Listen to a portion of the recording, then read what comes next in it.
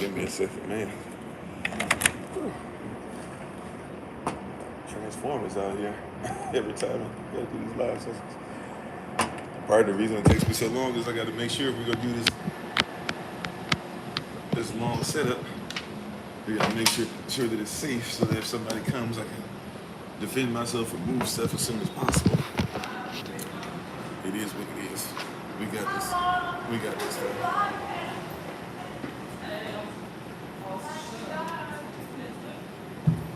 All right. Okay.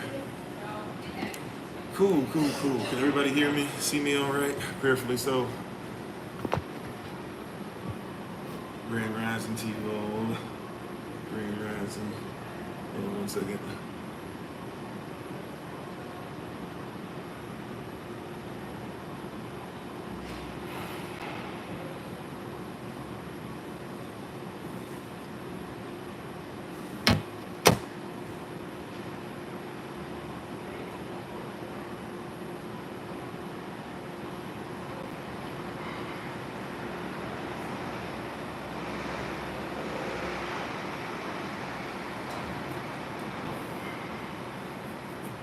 That's the best office I ever see.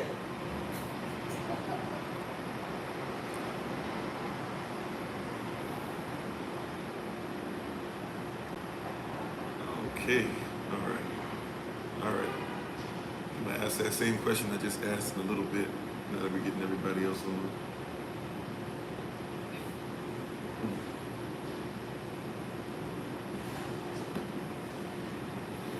Okay, we might have issues. We might be having some issues with Wi-Fi, but that's okay. TikTok and YouTube, you should be off Wi-Fi. Prayerfully, let me double check on YouTube. So, you guys should be fine. Prayerfully.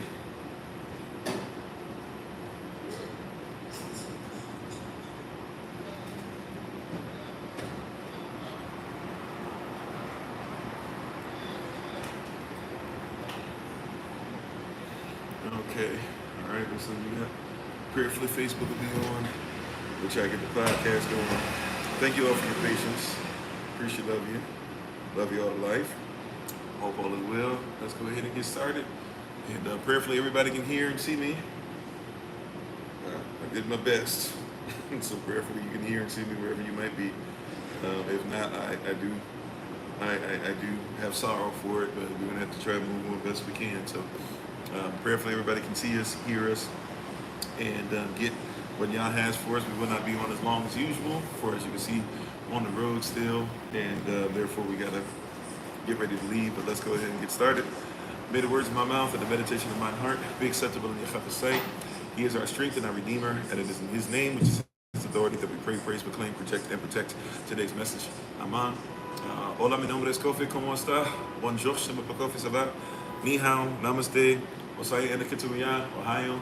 I see you, Manut, Wagwan, Kamsa, Kamsamida, Aloha, Ciao, Jambo, Bimini Kofi, Nina Farako, Katana Nwewe, Habarigani, Aqua Abba, Madase, Etesen, Jambo, Bimini Kofi, Nina Farako, Katana Nwewe, Bakwarotav, Barakala Shami Hava, Anai Kovai, Khalat, Servant to Christ, Mashanam Khe.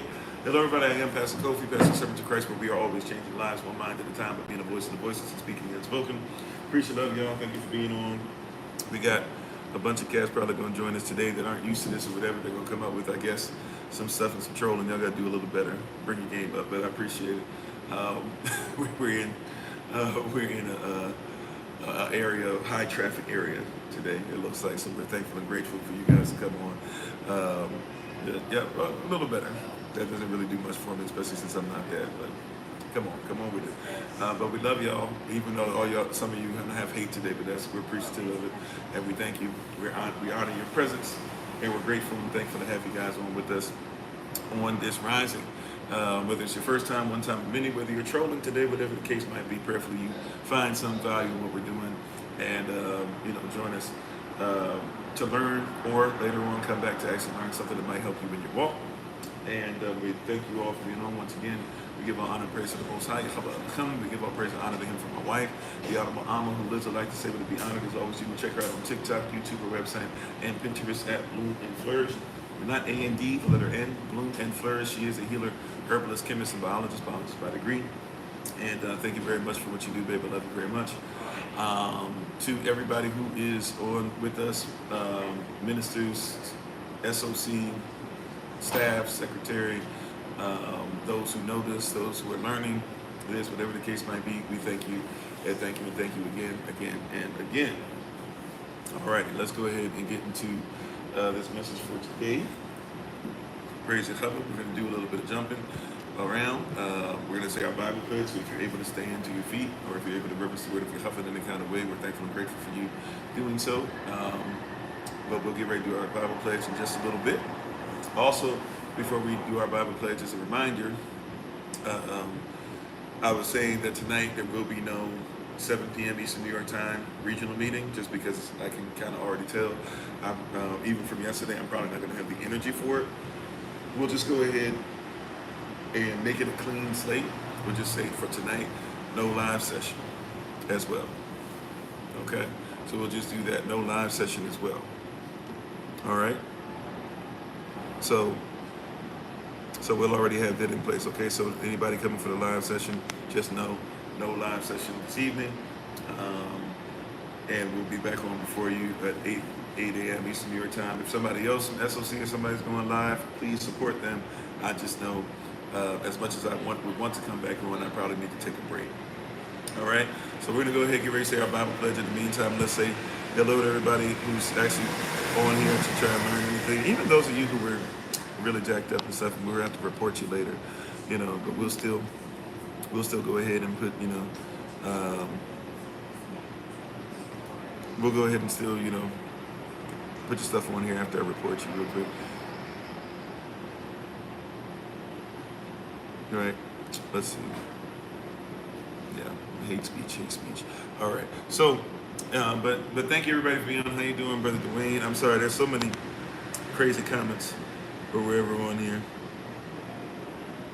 that I'm not even able to keep up with some of you guys who were here from the beginning, so forgive me. But I think Brother Dwayne, Sister Carla, Beck, I'm not sure if anybody was on before you guys. If not, if you were, please forgive me. Nihat, Raman, Good Times TV, Sanjay, a lot of you guys already been muted or deleted. It will be reported or whatever, but still, welcome.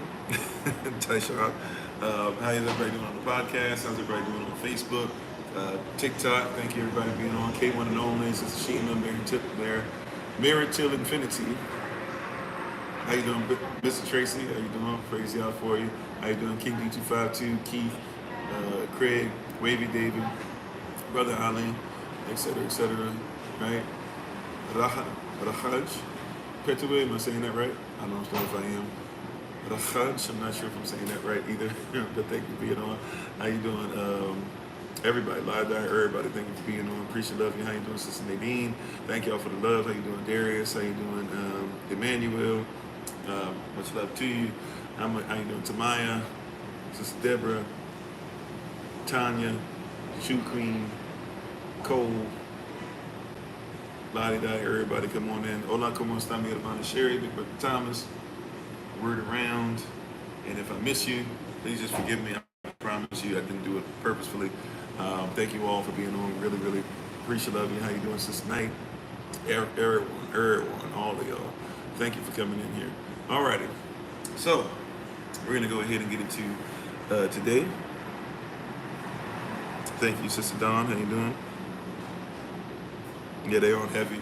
Yeah, we're, it's going to be high traffic, high volume today. It is what it is. So, let's go ahead. We're going to say our Bible pledge. You can put your right hand in the air or your device. Or you want to just put your Bible in the air and just repeat after me. Forgive me. Let me make sure I have clean hands. Ooh.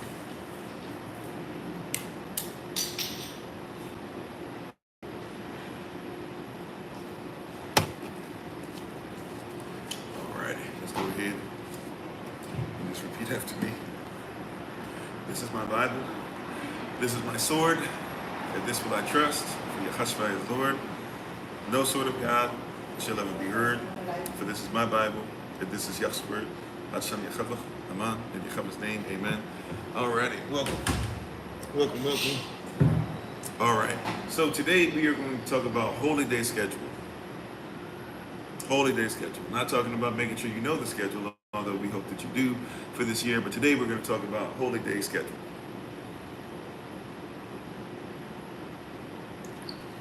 In other words, why the holy days? Why are they where they're supposed to be? What is the commandment? What do the commandments say? And what is the order and structure of it? For what purpose? So today, holy day schedule, right? But a lot of different context to it. How you doing, Sister Crystal? So the holy day schedule, first of all, we have to make sure that we recognize, once again, we're coming from context, proper context. We're coming from Israelite context. We're coming from kingdom context. This is not common sense. This is kingdom sense. If it does not make sense to you, it's okay, because it probably shouldn't if you're not of the correct culture. And I apologize. There's going to be some traffic. We're in the streets next to traffic. It is what it is. Very high traffic area that I'm in today. So we're doing the best that we can. Said everybody is streaming religion stuff. Sure, religion just means a legion of people that repetitively do the same thing. So if you drink water today and somebody else drinks water, you share religion. It's not so much about your religion, it's what it stands for, it's what it does, and it's what it actually does to activate and stimulate persons to get back to their original self. That's what you should be dealing with so-called religion, right? But nevertheless, right? Nevertheless, welcome. You know, but once again, that's why I say we're coming from a culture perspective. A lot of persons are coming from somebody else's mindset, perspective, culture, thought process, even their language only. And so you're coming through with somebody else's perspective. So when we talk, for example, when we're talking about these holy days, right? Some of you are aware of what these holy days actually mean, what they actually are, how they actually move, etc. Right? But some of this stuff is because a lot of persons coming from a so-called biblical perspective are coming from a whitewashed and jacked up, if we just be straight up, a really messed up perspective of stuff, because we don't take proper cultural influence. So those who would have been alive at the time of the writing of the Savad or the scrolls, or the Kefer, if you will, many persons have no clue what it's talking about. How you doing, Joseph? How you doing, Brain? So, for example, some new stuff starts happening. In Christian faith, how you doing, Sister Omika? And how you doing, Sister Brenda? This is one that a lot of cats might not know. But in the Christian faith, a lot of them are starting to now preach on the Feast of Tabernacles. Here's the part that you can tell the lack of culture. They're starting to teach that Feast of Tabernacles is dealing with after Christ returns. So they're saying Feast of Tabernacles is cool, look at it, listen to it, learn from it, but you only learn from it from what? From a perspective where after he comes back, although many persons in the Bible keep the Feast of Tabernacles. Right? So you see what I'm saying? So many persons are coming from perspective where, since you do not know the culture, first of all, it's not even this whole Feast of Tabernacles, just like when people say Feast of Unleavened Bread, we wouldn't even call it that in our culture. I'm sorry, Brother Yosef, Sister Brenda. All right, so we wouldn't even call it that in our culture. We wouldn't say Feast of Unleavened Bread, because we would just say unleavened. We would just say matasav, or matasav, or matzah even. Right? We would say, or even some of you would say matzah, right? We would say matzah, matzah. And once we know what that is, matzah, excuse me, we say matzah, right? And once we know what that is, we already know within our culture what that is. We don't have to go through this Feast of Unleavened, the day of blah, blah. Like, we already know in our culture what it is, right? But somebody else has changed it to try and say, this is what it is, this is what it is. So cultural influence and learning from the actual people who are supposed to keep those scrolls and keep that, therefore, is very important. It's highly important. It's highly irregular to be able to say that somebody outside of somebody's country should know their stuff. But unfortunately, that happens all the time. This is how you have Americans, right? Americans believe that the 50 stars, right, mean that there's 50 So they believe there's 50 stars, right? So believing that there's 50 stars, 50 stars on the flag, they believe 50 stars are for 50 states. We know this to be incorrect. How you doing, Sunshine Machin? I'm sorry for missing you, right? We know that 50 stars are not for 50 states because there are not 50 states in the United States of America. Somebody would hear that and go, oh, see, that's bolded as, that's foolishness, that's craziness. How dare you say that, blah, blah. But it's actually very factual. It is very true that there are 50 stars, but there's nowhere, I won't say nowhere close. But if there's something called a commonwealth is not the same as a state. Now you could technically say it is a state because it's a country, but really you have a certain amount of states and a certain amount of commonwealths. You said you're sure some Jewish black people, Ethiopians, but they look different, they look mixed. First of all, we're not talking about Jewish. If you even know about modern Hebrew, technically, even though that's Yiddish and some Germanic and some other stuff mixed, right? And you're not supposed to change according to the Tanakh or the Torah. You're not supposed to change, right? That being said, though, if you're going to go through that same thing, remember the letter J doesn't even exist in Paleo Hebrew or modern Hebrew. So anybody who is Jewish, that doesn't exist in their language, right? Now you have to ask yourself, why did they even begin to be called Jews? Who changed the language? And then you have to ask yourself, even when it comes to modern Israel, you've probably never done an exercise like this, but go on YouTube, type in YouTube, Israel, 1900, early Israel 1900s, right? Or type in Israel 1800s. There's video evidence of who the Israelites were. They're not the same persons who you would call Ashkenazi today, or even called Ashkenazi in the Bible. And even if you, which I have, sit at the feet of Ashkenazi Jews to learn, some of them will tell you, yeah, they are of the tribe, not of Shem, not of Ham, but of what you call Japheth.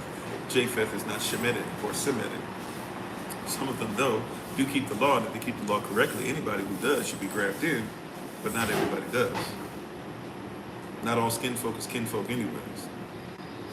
Not all Israel is Israel. It says this in this as well. See, the cultural perspective you come from, right? If you study the culture that you're talking about, you're coming from somebody else's perspective. See, but anyways, I'm talking about holy day schedule. If you want to actually listen, learn long enough, right? You know, you're very big at trying to say, oh no, this and that, and blah, blah. And I believe some of the Ethiopians are, some of them sure are, but also too, that's because of what? That's because of the Shem-Ham connection. That's because of Cush. That's because of, even before Sheba, that's because of even people like Moses being married into Cush. If you believe in this canon, and if you actually study it and follow it. You don't, though. You said Canaanites and Israelites were the same people, just followed different gods. No, not necessarily. First of all, God is a Germanic term. Canaanites wouldn't have followed God because they didn't know what God was. God, to an Israelite, is an actual branch of person. You see what I'm saying? You guys see what I'm saying? Why you have to be careful. Because persons will come in with somebody else's cultural perspective to try and hip you to something that they obviously have not studied in the level you have. I've traveled the world and studied and set up people's feet, even people who are on your side, to teach me, right? I teach at a university. I've started a university and teach as an actual professor, right? So when you're saying these things based off somebody's culture, and it's very clear you have not sat down and learned this. You've only gone through somebody's perspective. And even a Canaanite is somebody who's different than what you think, right? Even a Canaanite is somebody who's different than what you think. You're saying they're the same people. There was some mixing, sure, but they were never considered to be the same people because Canaanites are not of the people of Abraham. Abraham's people are not Canaanites. Remember, Abraham leaves his people to become Canaanites. And if you know about the Aleph Ba'at, the Aleph Bet, now that was actually a Canaanite mixed with an Israelite who came up with the language, who taught Greeks how to come up with something that you now call the alphabet and are using today to voice your concerns.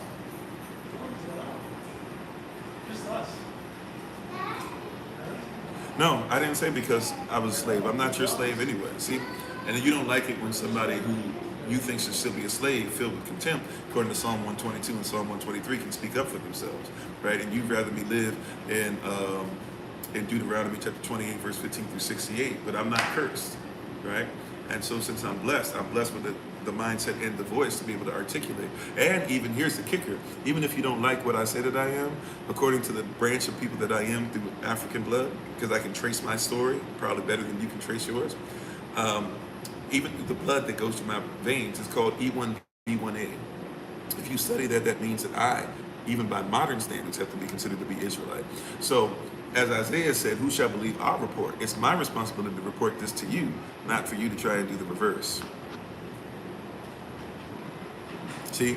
So you're having a conversation. I'm going to go ahead. We're not even having a conversation. You're somebody that's trying to figure out a way to be dismissive by dissing on the low, right? That's what you're really trying to do is diss, but you're not trying to hear. That's not a rap. You're not trying to hear. I'm the one who, even by blood, by your standard that you're trying to go by, must be respected and must be the person you're supposed to protect, but you won't protect me and you won't listen to it. Even by this blood quantum thing that you guys like so much. Why? Because you were evil. And Yah will bless those who bless me, and he will curse those who curse me. Keep trying to curse me and trying to make me something I'm not. But I promise you it's not going to work for you the way that you want it to. I promise you. Right? So in the holy day schedule, once again, getting back to that, a lot of persons, even such as a person, I'm thankful for them, even though they're trying to do their best to use ad hominem, which makes them look like they have no, they live in the world of cognitive dissonance, right? But I'll leave that alone. They can have the Dunning-Kruger effect. But I'm thankful for that person showing how somebody will use somebody else's culture to try and manipulate it, try to say, this is what I want it to be, this is what my people say you should be, this is what we've said in the history book, and he doesn't even want to talk about what is an actual Negro. He doesn't want to talk about the Spanish Inquisition. He doesn't want to talk about the ghettos that are still in Portugal, where we come from. He doesn't want to talk about that the person that he calls a Jew would have been what they would have been considered to be in Spain and Portugal at the time of the Spanish Inquisition, which is nothing more than what the Roman Catholic Church Reformation was doing, and who those people were, what they looked like. They had locks in their hair, they were swarthy. He doesn't care about those things. He doesn't care that they had hoodies on, they stood on the corners of the street, they put poetry over music, and this is not written by me or any of my people. This is written by somebody who enslaved us and forced us into Christianity, Roman Catholicism. His only response is, hey, I don't like the fact that you're saying that you have power. But he doesn't like that the power less, just have a less power because we gave some of it up. Doesn't mean we have no power. The powerless are becoming the powerful. And now that we can voice and even point using his story to what the actual story is, they don't like it. So we're going to talk about this through our perspective. So what are we talking about today? We're talking about the holy day schedule. That's what we came to talk about today, regardless of whether you like it or not. And I hope that even if you decide to go and want me to kick rocks, I hope that you have a prosperous day and try to keep learning and maybe listen, because part of learning is being educated, and you can't be educated if you are the only person in the room. That's part of the problem. And by the way, you never are, because you learn that from somebody else, through somebody else. And you don't question them as much simply because you believe anything that they say.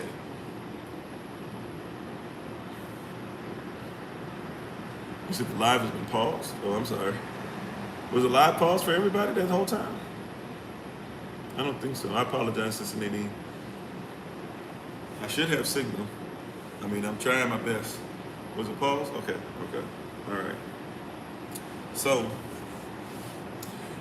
in all these things that are going together.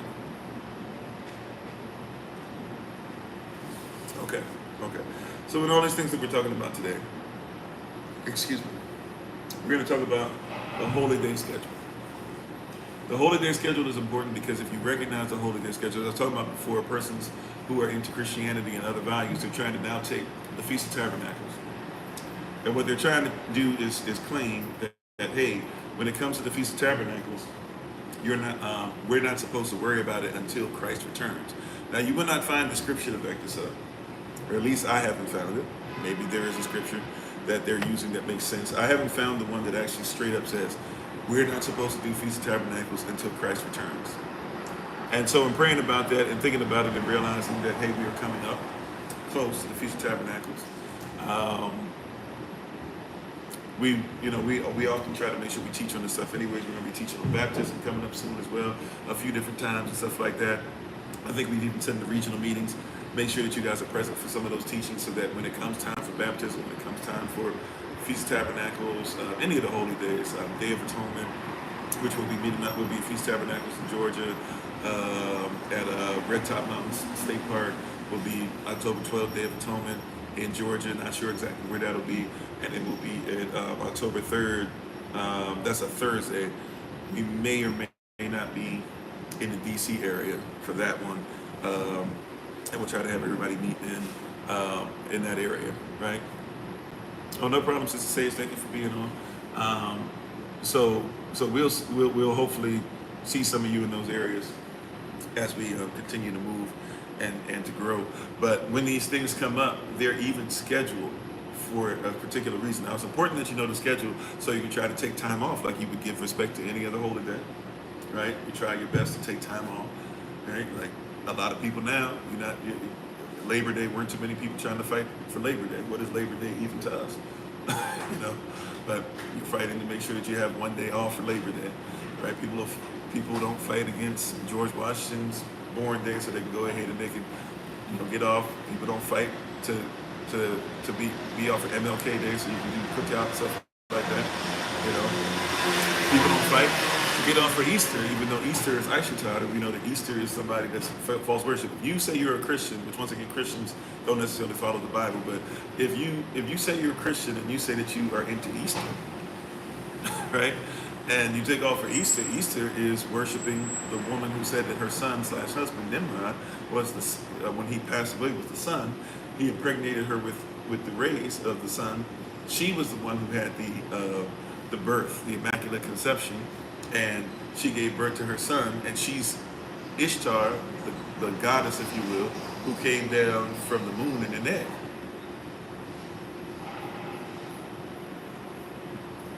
Right? This is what's going on, right? When you talk about that you're celebrating or worshiping Easter, but people take off for Easter in a heartbeat, right? But these holy days are all linked to something. They're all contextual. They all mean something. And one of the things that we have to recognize is that the worldly holy days, the world's holidays, they go on the opposite. The world's holidays basically go through what you call the fall. For those of you who have 4 seasons, you call it through the fall season or through the rainy season or the winter season, whatever you have. But you have the fall season, and then you have the winter season, and then they stop in the spring. We go spring season, right, into the summer season, and we stop at the fall. So that's our holy days. And so that means that even contextually, whether you believe the world is flat, you believe it's round, you believe in the circadian rhythm stuff, whatever, that means that our cultures are automatically going to be different. Did you catch that? How you doing, Mad Bear?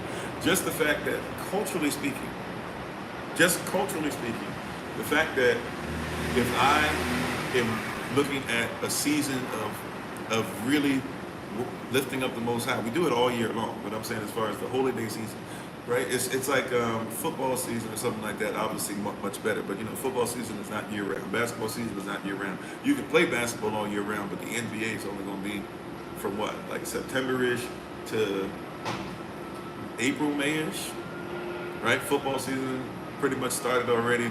It's going to be like, August, September-ish till January, maybe February, depending on when the Super Bowl is. So the season, even if somebody's playing or doing something or working out all year, there's a season where it's concentrated, obviously, and then especially if you're going to talk about going another level and making sure that not only that it's copied, but you go to another level of ensuring that you are, you go to another level of ensuring that you are what? That you are in your apex, if that makes sense. So if our seasons are 2 different seasons, our season is spring up until fall, their season is fall up until spring, we must recognize already off the bat we're going to focus on different things. It's going to be a whole different setup. Real talk. You can't, like, seriously, you got to think, just let's not make it common sense, let's make it kingdom sense. If I'm doing something during a different season, if my focus, if I focus on things, if I work the night schedule, and right, if I work day shift, you work night shift, and we both work 12-hour shifts, and I work day shift, you work night shift, we can work for the same company and still be dealing with a different mindset as far as how the company runs. And I can even know that I need to do certain things to help you with your day shift, and you can know you need to do certain things to help me with my night shift, right? That being said, though, we're in the same company, right? We're living the same experience, so to speak, but one's focusing on day, one's focusing on night, one's focusing on the sun, one's focusing on the moon, one's focusing on a sleeping pattern that's different. Somebody that works in the night shift, they get their sleeping pattern together, they can be healthy too. Not as healthy as they got more sun, but they can still be healthy. They can get enough breaks to go outside in the sun, especially depending on their hue. No shade, just saying, depending on your hue, you might not even need as much, right? But it doesn't mean, right, that you're working day shift. And just because you know what goes on in night shift, just because you even lived in night shift, now that you come over today, it doesn't mean you're doing the same thing for the same reason, right? By the way, those in night shift, you get your sun, you just get it. Anyway, I'm going to a bunch of stuff, but prayerfully you get the context, right? That just because we're living the same experience, just because persons are looking at the same Bible, just because everybody wants to say that they're spiritual, not religious, whatever the case might be. I'm sorry, Brother Dwayne, this Helen. Oh, thank you. Appreciate that. Yeah, appreciate that. Yeah. So just because persons supposedly are having, everybody says that all the time. How you doing, Sister Deja? How you doing, family? Just because, I'm just trying to help you. Using night shift for 30 years, yeah. Everybody will say, you'll hear persons say this all the time. This is one of the most popular things, especially in our diaspora, especially hip hop cats who are saying that they're conscious now, right? They're starting to do this. We're all just spirits going through a human experience. You hear that quite often, right? Not you are spirit, body, and soul, and that there is a spirit that you should adhere to. But we're all just human beings going through or we're all just spirits, or we're all just whatever is going through a human experience. And then that's how you get to be gods if you're not careful, because they say, well, just like God, this and that, you were gods, and so you're basically God going through a human experience. Kendrick Lamar will tell you that God goes through the experience with you. That's how he experiences.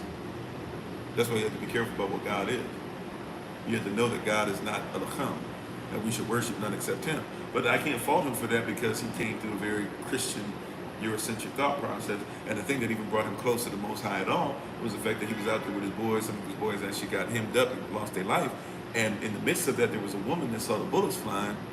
And in the midst of them still being somewhat close to it, and them not knowing what to do, and them basically being kind of like shocked and everything, she came and prayed for them. That speaks volumes. Even if she's a Christian, the woman that did it, that speaks volumes. So in Kendrick's mind, that's somebody who at least loved him enough to pray for him in the midst of that situation. And so I can't be mad that that's something that really sits with him amongst the way that he's raised and other stuff. How you doing, Bruno? All right, how you doing, Minister Dr. Tamar, excuse me. So, and all these different things that we're going through, you have to recognize that there are persons that are living life, but they're not living word. There are persons that read this, but do not read it like Yahweh wants us to. There are persons that say they worship him, but do not worship him the way that we worship him. There's persons who sit in the pews next to you and could care less about who Yah actually is, and are more concerned about a praise break, or more concerned about is the right man or the right woman will show up.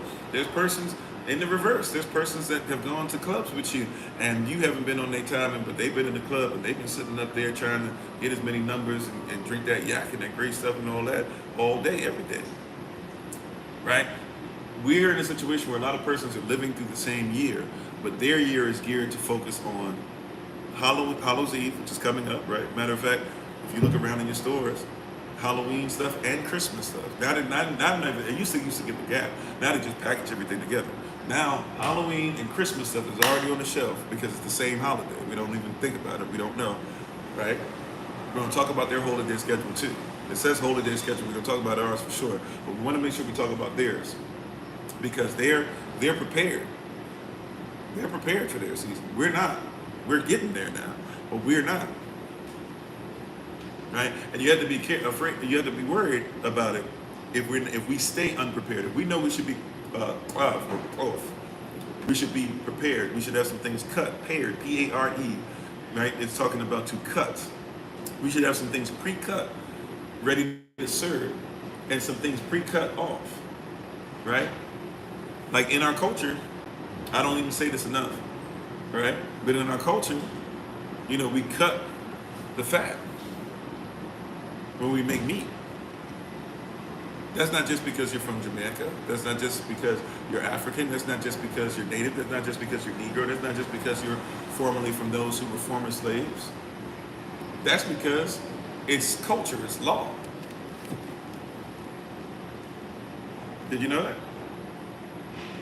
That's the reason why you cut that fat off. You don't cut that fat off. It is healthy. Everything in the law makes you healthier. Right? But when you were somebody else, why would they cut the fat? Why would they wash the meat? Why would they make sure it's clean? Why would they make sure it's legal or lawful? Why would they make sure that there's certain seasons? You want to make sure you season your words. If you'll season your words, you'll season your meat. Why would they make sure it's seasoned? Right? It's not part of the culture. You see what I'm saying? And so since it's not part of their culture, you always have to go back to the culture. If it's not cultural, then they're not going to pass it on. This is why you can have persons in the same place that I'm residing in, or resided in last night, and residing in just for a hot second longer. You can have persons in here who will have access to washcloths. Some will use them, some shall not. Why not? What's wrong with a washcloth? To them, they go, why would you use it? It's disgusting. I wouldn't want to use a washcloth. Why would I have something that, is rubbing against my skin to exfoliate it? But you got to comprehend the culture that that person comes from. Is a culture in which their queens would brag about the fact that they only took 1 or 2 baths a year. I'm not trying to offend anybody. I'm trying to talk about the story. I'm talking about real story. Even his story is documented. There are persons out there that because they don't clean themselves, they look up to it and you say, well, wow, that's dirty. This is not. To them, dirtiness is righteousness. I'm not saying all white folk. I'm not saying all Europeans, but let's be honest, there are many who they were raised in that. Look up your favorite queens, especially go 1800s, 1700s backwards. In their belief system, in their Christianity, in their version of the Bible, the so-called Bible, they say they believe and trust in like we do. They believed that if you washed yourself, now once again, it's culture. I'm not saying that just because you're white. I'm not saying that there are African branches here or there that don't believe similar. It's very rare that you find something like that, but you'll find it every once in a while. Right? For example, Aboriginals. Aboriginals believe in staying clean, but they also don't like, doing too much stuff and unveiling themselves. So there's certain areas that don't get as clean as often. Right? If you're talking about an Aboriginal Australian, some of those cats, some of them, not all, but some of those branches, they actually don't believe in even having that much sex. They don't want to. Men sleep in one place, women sleep in another. They don't wash themselves for each other. So that could be something that pops up. It's all somebody's culture. So when you're talking about any belief system, doesn't matter what it is, doesn't matter if you agree with it, disagree with it, to lack the awareness of saying, let me look at the culture of what they're talking about first, it's kind of crazy. But that's what we were taught. And so you'll have all these persons who are arguing, and we don't even see the argument. We just go, oh, that's nasty, that's dirty, that's blah, blah, but you don't recognize they come from a culture to where you weren't supposed to wash yourself. And their version of Christianity, to wash yourself meant that you were giving your spirit away. They thought that the skin that was taken on, and the dirt that was taken on, and all that stuff was a sign that you had, that you actually were keeping yourself. So for them, in their belief system, when they washed, they said, oh, I'm releasing some of myself. So they weren't supposed to wash. It's culture. They don't want to have that part of the conversation, because then, even in their scientific evolutionary mind, they would have to then agree, yeah, that's foolishness. How you doing, Minister Tamara, if I didn't say so already? Hello already. Right? They'd have to agree that that's kind of foolishness. That to wash yourself, especially those of them that don't even believe in spirits, that's a holdover from your culture. Meanwhile, you can have a Moor living in the same spot who washes every day.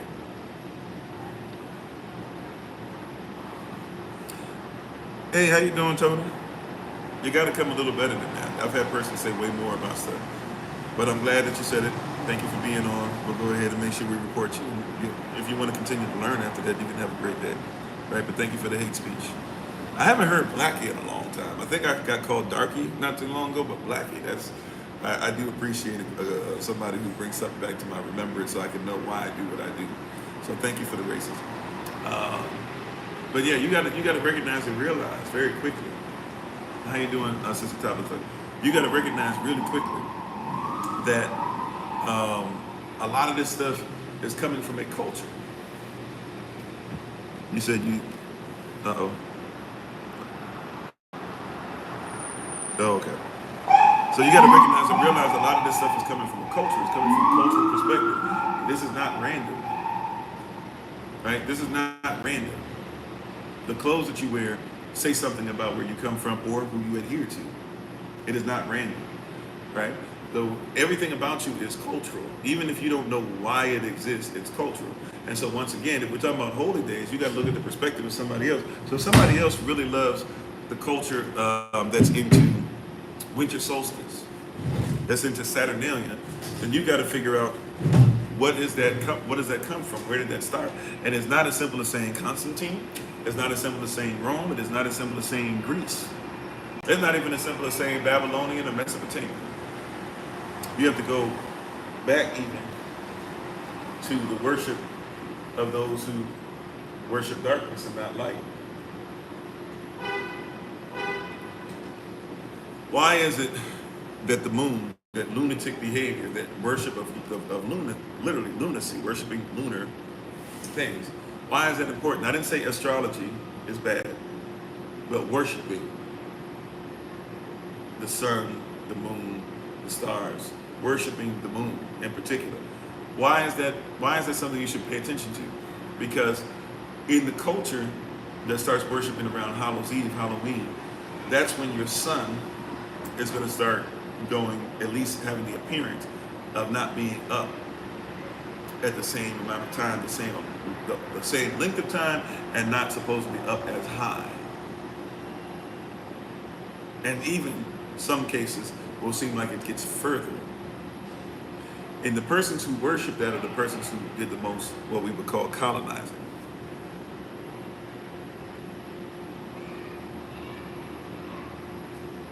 Right? So most of us, when we're living in this area, you start getting to Hallows Eve, Halloween, you got to realize real quick that what you're dealing with is what a cultural perspective. And so in that cultural perspective, you go to darkness. So you look at darkness at a great, you think of darkness as being more positive and necessary than light. Even look at who has taken over, right? Most of you have English values, right? Most of you don't have, even if you were Spanish, you still carry certain English values. If you're French, you carry certain English values. If you're Portuguese, you carry certain English values. If you're Russian, look at the suit and tie that you wear. Look at how you present yourself as royalty.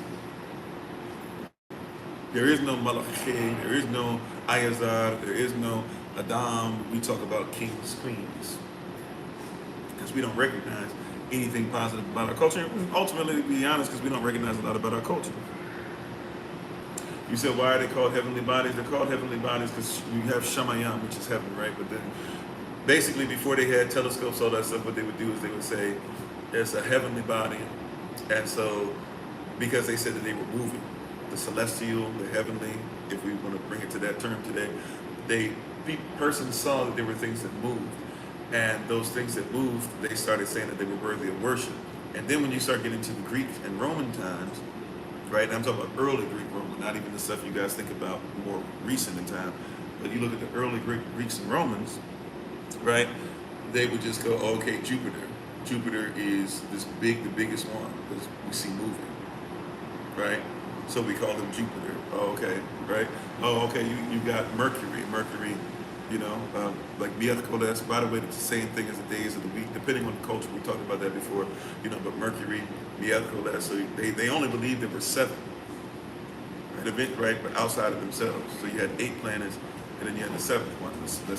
You have 7 planets, rather. You have the 8th one. The 8th one is supposed to be Earth, right? So Earth, Arat, Asase, etc. But they had 7 planets. The 7 planets are supposed to go with those 7 things that they worship. So they worship like Wednesday, Miathkoles, that's Mercury, right? You have Tuesday, I believe it's Tuesday, Jueves. Am I right about? But also Tuesday is known as Tivs Day, right? Tivs or Tivs, right? That's dealing with also different. If you're talking about Scandinavian or talking about English, right? Then you get to Wednesday, or we already said Wednesday, Miathkoles. So Monday is, I gotta go back now. Sunday is, oh wow. Now I'm having a moment. Somebody gonna have to help me. Somebody help me with Spanish or Latin here. Spanish Domingo? Not Domino, but Domingo or something like that, right? But Sunday, a day of worshiping the sun, right? Monday, I'm missing it. What's Monday? I had all these when we just did something on this like 3-4 weeks ago. So Monday is Lunes, right? Monday, moon worship, day of worshiping the moon, right? Lunes. Tuesday or Tuesday, right, is Jueves, right? That's dealing with also the actual in the Scandinavian culture, or that's dealing with the god of war, right? Tivs. A lot of people think it's Thor. Thor is not the god of war. Thor just can fight. He's really strong. But Tuesday is the god of war. Watnas Day, Odin's Day, Miércoles, right? The one that's small, but you move really, really, really fast. Odin, moving really, really fast. You know about ravens and stuff like that. Odin. Eventually, with the Greeks, they'll start contributing that to Nike or Mercury, right? Which is basically Latin, Mercury, Miércoles, right? But Nike, really fast. But they would have actually given that to Odin in its origin. Then you keep on going. Thursday is what? Thursday is Thor's Day, but Thursday is what? Okay, so what is, I said Tuesday was Jueves. What is Tuesday? What is Tuesday? What is the god of war? What is Tuesday? Tuesday. Somebody help me. How you doing, Pinky? Thank you. What is Tuesday? Thursday is Jueves. I'm sorry, I said Tuesday was Jueves. What's Tuesday? Tardes, thank you. Okay, Tardes, Tuesday, right? So you have Tardes, excuse me, right? Then Thursday, Jueves, Thursday, Thursday, right? And by the way, you know, it would be more like Yavas, right, which is closer to Thor's, right? But a lot of people are Thurs, right? That U is actually U and V interchangeable. Even look at your 1611 King James Version, interchangeable. But Thursday, right, Thursday. And Friday is, I am struggling today, I'm sorry. Why am I forgetting these days? What is Friday? Somebody help me. This is why we're not going to have an evening session this evening. I'm tired. I need to sleep. What is Friday? Viernes, thank you. Viernes, which is actually right, but also known as Frida's Day. Frida's Day, Viernes, right? And then Saturday, Sábado, which they actually just use something close to Sabbath, because they used to keep the Sabbath even in Roman Catholicism until the Pope changed it. Now, Saturday also known as Saturn, Saturn's Day, Saturnalia. If you know about Saturnalia, which is actually a holy day at the end of the year. That's why Saturnalia or Saturn's Day or Saturday is also at the end of your week. So it's cultural, right? And the closer you get to the end, the darker it gets, but they start worshiping the darkness, right? Matter of fact, if you know about it, Odin is actually somebody who kind of takes over, or later on other spirits would be the ones to take over, right? And they have different deities or different gods, different spirits, different vox, different whatever you want to go into, right? Every culture calls it something different, and it should be treated as such when you study it, so that you'll actually recognize how they worship. Nevertheless, though, they're dealing with like an evil spirit that begins to take over around the time of Halloween. This is before Roman Catholicism. This is before they mixed iron with clay. This is before they took their culture, took it with your culture, and said this is what it now means. So when you see that this stuff is going down further and further, you got to go back to what we now call Hallows Eve or Halloween, right? And what they now try to tell you in the world, they try to tell you is their harvest day, as if all the world does the same harvest day. But if you're going to agree with the Eurocentric harvest day and the Druid harvest day, then that's the 31st of October, because that's when they actually begin to also believe that these spirits begin to walk around the entire place. That's where Hallows Eve or Halloween comes from. So they believe that these spirits are going to start walking all over the place. These spirits are going to start taking over, right? You know, you gotta see this. So they believe these spirits are beginning to walk and take over. This is why now you have Hallows Eve, Halloween. Now, what are you supposed to do on Halloween? You said you've been numbering the days and months for years. The only day you name is Sabbath, okay? I mean, local viewer, you're always allowed to do whatever you like.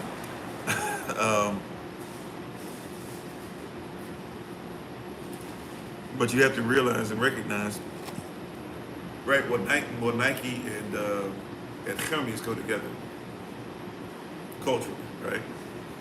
Greco-Roman. But anyway, we'll get there in a second. But so you have to realize in their holy day system that you're in, when they're dealing with their holy days, or what they call holidays, because that's all holiday is. Holiday is a holy day. That's where the word comes from, right? We can try to escape it all we want. A holiday is not just, now people say, I'm going on holiday, right?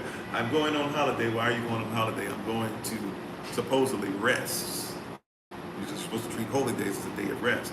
So now all we do is just say, I'm going on holiday. Anything's a holiday. George Washington's born day, you know, the person who took and killed as many people and blah, blah, this and that, and made slaves and took Washington, D.C. and literally made Foggy Bottom, and people don't care about it, whatever. And he became worshipped with the obelisk, the same people that say they don't worship anything, but at the same time, you can't go to D.C. without seeing an obelisk and seeing Columbia and seeing the two have to come together so that you see what comes out the Congress building. But hey, nobody's really into that, even though there's nothing but Greek temples all over the place, but we're not really into that, right? A person's lying or they're ignorant.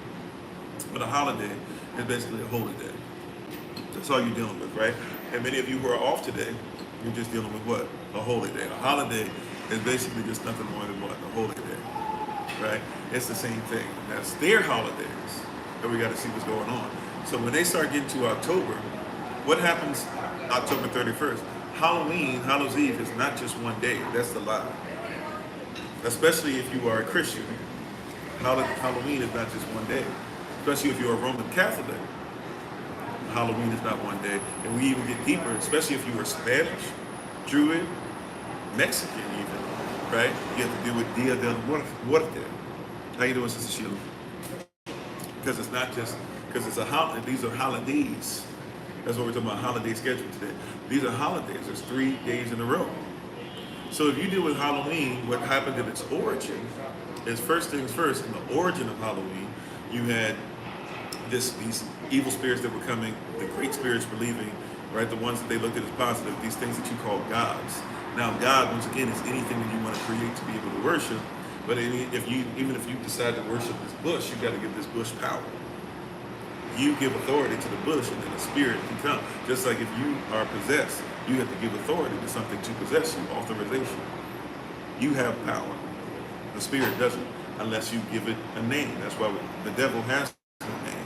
People try to say Lucifer. Lucifer is somebody else's culture, and Lucifer's not a name.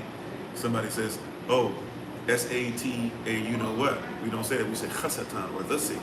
Why? Because, or At-Satan, At-Satan.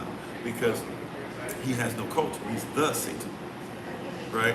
He has no name, right? He has no authority. The second you give him authority is the second he starts, manipulating, moving, and doing this craziness. Right? I saw one video. I tried to actually respond. TikTok has now been making it not only difficult for us to do live sessions, they are now making it to where I can't even upload videos, especially if I want to do duets. So I'm trying to figure that part out. So that's why some of you are like, man, he popped up, started doing videos, he went away again. I've literally been trying to duet some of you guys' stuff to promote it. And TikTok's like, nope. and I just spins and spins. I've had it literally on there for a couple hours. It just keeps spinning. So y'all pray for us. And we'll see. I might have to try to promote you guys by taking pictures, tagging you in it, and then trying to explain it well enough. But it'd be easier to just duet you. So prayerfully that'll get fixed while they're trying to do all this other stuff. But anyways, how you doing, Sister Helen? But I'll leave that alone. Praise God. So if you talk about Hallows Eve, Halloween, what happened at first, so where the stuff starts is basically that you're dealing with the pagans, really. If you don't want to call them outright pagans, because they were connected by blood, but maybe they weren't connected by religiosity as of yet. But when you talk about pagans, these pagans began to really get into this belief system during this season where the sun was going down. They believed that the unrighteous spirits, even some of them believed in something very similar to Odin, and they believed that these spirits, especially this main spirit, he would come by and he would try to take souls, right? And so how do you deal with this? Now they had something where when persons passed away, you would put a coin on their eyes. You've probably seen this in movies and stuff, where somebody's passing away, they're going through the river Styx, or they're just going to the other side, they're going to Elysium, et cetera, et cetera. And so you put a coin on their eye. right? As they pass away, you burn the body, and when you burn the body, then you're paying for the soul, right, for the person to be able to go across, right? You have to pay a toll, in other words. So the toll that they pay are these coins that they would put on the person's eyes. When this evil spirit will come looking for souls, then, right? Because a lot of persons don't know Halloween is supposed to be about when all these souls are walking around. It's supposed to be when your ancestors come back, especially the ones that didn't get across, or the ones that were, killed unjustly, or the ones that weren't given proper burial. That's why proper burial was always a huge, huge deal for them. It is for us as well, but in their culture, it was a huge deal to have proper burial, because you had to have proper burial. Why? You had to have proper burial because if the body wasn't buried right, they believed the soul couldn't go where it was supposed to go. For us, we don't believe that. We just respect the body, right? And we respect our ancestors, so we believe that we should respect even the dust that they go back to, and the dust being their body, we still believe in respecting it. However, if something happens, you can't find your family member, we don't believe that that soul can't make it. That's not our belief system, right? It can be a Kemetic belief system to a certain degree, even though I'd say that was more Greco-Kemetic. And when I say Greco-Kemetic, you got to realize that not everything in Kemet, or what you call Egypt, not all of those cultures were Cushitic or Kemetic. Some of them were Arabic and some of them were Greek, especially when you get to the Ptolemaic dynasty, and that's 31 generations, by the way. So if you get to Ptolemy, you have to look at 31 generations of Ptolemy. Ptolemy was what? He was Greek. Because remember, Ptolemy... Sorry. Okay. So remember, Ptolemy was Greek. Ptolemy was Greek. And thank you for the love. So Ptolemy was Greek. There's 31 generations of Ptolemy, right? The last person of the Ptolemaic dynasty, whose name also technically was Ptolemy, all of them were named Ptolemy if they sat on the throne, but the last Ptolemy was who you call Cleopatra, right? The last Ptolemy is who you call Cleopatra, if you didn't know that. So the last Ptolemy, once again, is who you call who? Cleopatra. So Cleopatra was Greek.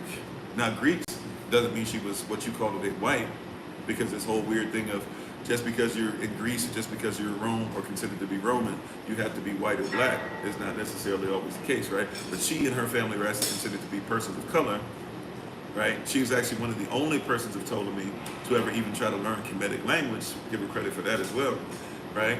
But you have to realize that when they say Ptolemy or Greek or blah, blah, and even when they say Kemet or Egyptian, you have to figure out what dynasty, who are we talking about, what's the belief system, and even did they change it up, right? You got to be very careful. So in these times when they're talking about the Druid or the Halloween type thing or whatever, forgive me for not getting on the comments as much as I normally do. I'm having to be very aware of my surroundings where I am today. So you have to realize that what you call Halloween, Hallows Eve even, is them basically dealing with this part where this person's coming through and they're looking at coins. You have to give coins. This is where this whole thing of giving candy came from. You were to give coins so that they wouldn't come into your house, or they wouldn't come for the souls of your people, right? So you had to be aware of that. You had to be aware of the coins. You had to be aware of, hey, if this evil spirit comes, including even the Druids had a situation to where they might even take the physical heads of children or adults even that were alive, or maidens, virgins, or they might even take the physical head of them, or go into cemeteries and try to take their heads. So this is where this thing comes up that now you see pumpkins.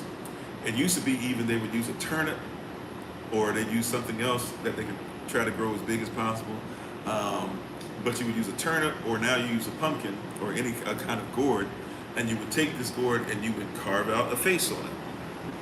You would carve the face out, and you would make sure that you would leave some of that jelly stuff on the inside. If you think about it, kind of, forgive me for being gross, but kind of sort of brain-like as far as maybe the feel of it and stuff like that. All those seeds and all that stuff you have to get out. All that jelly-like substance that's in there. So you would have it to where you would put all this stuff in there, and maybe even put a light in there, kind of going with the Roman Catholic thing spirits. You kind of seen where people would put candles up, and candle for this, candle for Christ, and a candle for their patron saint, and candle for this, candle for that, right? It's a mix and a matching of culture. That's where you get that from. But originally it was you put the candle in the head, you put it out in the night, and prayerfully what will happen is this person looking for the soul or the light will come through, right? They think that they're going to shrink. See, once again, how they look at their gods or their spirits that they worship. Somehow you're going to be smarter and outsmart this spirit that's coming. And that spirit will see the coins, right? And will see the head, and will take that instead of looking for the life of somebody else. And so the Druids and other persons who were around, the Scandinavians and even Scottish folk at one point, and of course even people who were British or British before they were called that, they had these belief systems. Those who were French, Visigoths, all this stuff is very Gothic behavior. If you recall, we were talking about Gothic.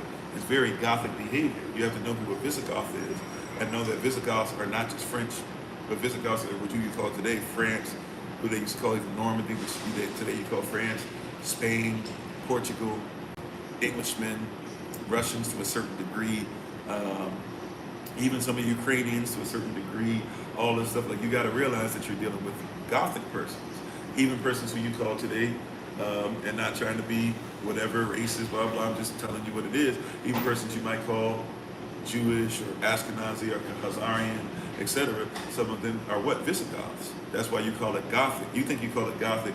Like, a lot of y'all think Gothic means, black dress. Gothic means painted nails. Gothic means darkness. No, Gothic means who you come from. If you're Gothic, you come from a group of people. You come from a nation. And so these dark things that you wear are because the culture was dark. It's like beige, right? What is it? What is it? What is it? What is it that Bane says? I was born. I can't do the voice, which I know. I was born in the dark, right? You really adopted it or whatever, right? Like, they were born, their culture was born in darkness. You said it's amazing how many think it's just television, not real. Yeah, it's right in the face. It's worship. It has to be because it's part of a culture. As we said earlier, no shade on anybody, just telling the truth. If you come from a culture to where your queens are supposed to say, hey, look at how little I bathe, that's what makes me holy, then you can't be surprised when there's a bunch of persons who are like, yeah, maybe we don't need to bathe that much. You merely adopted the dark. I was born in it. Okay. Right? Like this, but you have to realize it's culture. How do you have Batman, which is you taking literally somebody else's culture from South America and take this false deity, right? And then turn it into something that you worship in your movie screen? It's because they worship darkness. Right? I mean, we got to keep it realist sometimes. How do you have Wonder Woman, who is literally somebody who knew that Africans were the Amazonians, wanted to rewrite history as many persons had, puts it in comic book form, and has it to where Wonder Woman gets tied up, always wearing scandalous clothing, and when she in an area that was closest to Victorian era, right? Like, this superhero woman shows her entire body, right? At least for those days, showing her cleavage, showing her thighs, all this stuff, wearing boots, has a rope on her, and only goes down when she gets tied. Come to find out, the person who wrote her was somebody who him and his wife, right, were into, what do you call it? BDSM, whatever, and into basically tying persons up and whipping them and doing stuff like that. And they had, even besides their children, they had a nanny, but the nanny was somebody who was into it, but she liked being tied up and being mistreated. So they would tie her up with ropes and do all this stuff or whatever. This guy took a fetish, a Gothic fetish, a Gothic belief system, and put it in front of you and said, this is somebody who you should want to be. And so all these little girls now can't wait to see Wonder Woman and Wonder Woman 2. And all these little girls can't, the little girls, or women who've grown up and were little girls, don't have that little girl protecting them, because nobody ever said, hey, that's kind of odd that there's this woman out there that we don't even like women showing their bodies at this time. Not saying today, I'm talking about back when Wonder Woman first came out, but she's basically, to those sensibilities, out here butt naked. I'm talking about back, we talking about way back. We talking about today. where they'll pull that dental floss up. We're talking about back then. You weren't supposed to show yourself like that, but they let her be on there, and she was supposed to be free and all that stuff, and all these women look up to her. But the reality was that was a man's kink. That was his fetish. His wife had it too. And his babies probably grew up in the house realizing that what was going on, because you get to a certain age, you got to see what's going on. Imagine the damage. Oh yeah, they get that, like Sinbad said back in the day, you get that old dental floss, pull it up, go to the beach. Talking about what you looking at. Like sometimes you looking because you're like, this is crazy. Y'all thinking we looking because sometimes we looking like, I go like literally, no lie, no joke.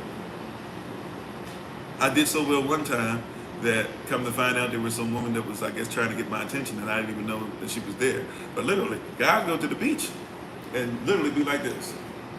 You think I'm joking? My beach experience, I look at the water, I look to make sure Solomon is safe, I look to make sure my wife is all right, I look to make sure my stuff is safe. Outside of that, I be Blind McGee. I mean, Stevie Wonder at this piece. Ray Charles. Because I'm not supposed to. No, I'm not saying kinks are wrong in the time of marriage. I mean, I think you should make sure that y'all are respectful of anything you do. Right? I'm just saying it was a man's kink to try to tie women up and put them in bondage. Oh, you said you be like that too. The sisters be like that too. Well, guys be out here acting crazy with what they wearing too. But I'm just saying, in the beach, I be blind again. All I'm allowed to see when I go to the beach, unless we had a setup not too long ago where all the babies and stuff and all SOC members came to the beach. But for real, outside of the babies that I'm trying to make sure safe, my wife, and then outside of eye contact I might need to make with you. No offense, no shade to anybody. I'm just saying straight up because there's so much stuff that's set up. And we're so over-sexualized. And then even if I'm not, it can become a problem because that's the way the world thinks. So y'all will think that that's how I think. So rather than deal with that stuff, I just make sure I'm separate. I'm blind McGee out here. Right? I'm blind McGee. I walk around during the summertime. You be sitting there somewhere you think you're not gonna see anything. All of a sudden dental floss come in and you inside. You're like, how you got dental floss on the inside? The temperature's 65. It's cold here. Don't matter, dental floss. I'm like, damn. Blind McGee. Amen, Sister B. How you doing, John? Right? But I'm just saying. So, anyways, but that's what happens. So, anyways, you see like a Wonder Woman and all the person this and that. People don't even know that Wonder Woman literally was a guy putting his fetish into reality, and him and his wife were in there. They had a slave who worked there, it worked for them, who lived with them, but worked for them basically, and her reward was she got to get whipped in the middle of the night all night. Somebody gonna dress up like that. Somebody's already dressing up like that. Somebody's gonna dress up like that for Halloween. And we're gonna talk about women empowerment when the whole character's design was because some guy who lied about where Amazons even come from was using it so that he can go ahead and make sure that he can get off on his fix. He can get his fix on tying up a woman. And think about it, because think about the thing, women don't tell the truth. In that time frame, right? What are they trying to say? Women don't tell the truth, women lie, women are nothing without men. So this woman who wants to be powerful, how do you get her to get in line? How do you get her to tell the truth about herself? How does she get to her true form? Tie her up.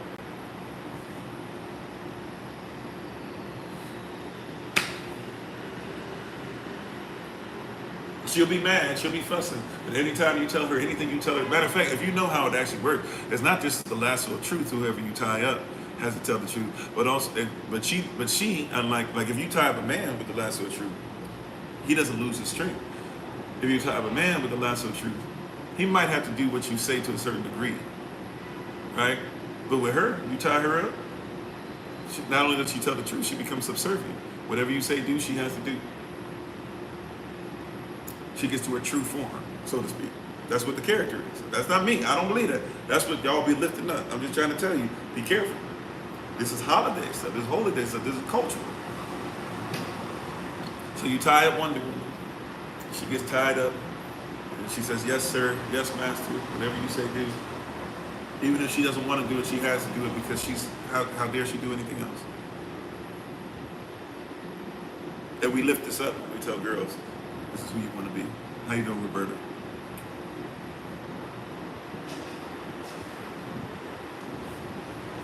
And this is where you get sick fantasies that exist online where people draw Wonder Woman or dress up as Wonder Woman and all that stuff that used to be his fantasy. There's a lot of cats out here who watched stuff like that and read stuff like that and drew stuff like that. Yeah. That's when you get them Supergirl videos that be out. Look, you looking at somebody who ain't gonna hold you. I told you, I've been delivered from it, but yeah, I used to be heavy in the pornography. You ain't gonna tell me that this stuff don't exist. I done seen something. Used to allow it to be in my life on a regular basis. Couldn't wait for everybody to leave so I could stop being holy for a second and do some wickedness. There's a lot of jacked up stuff out here.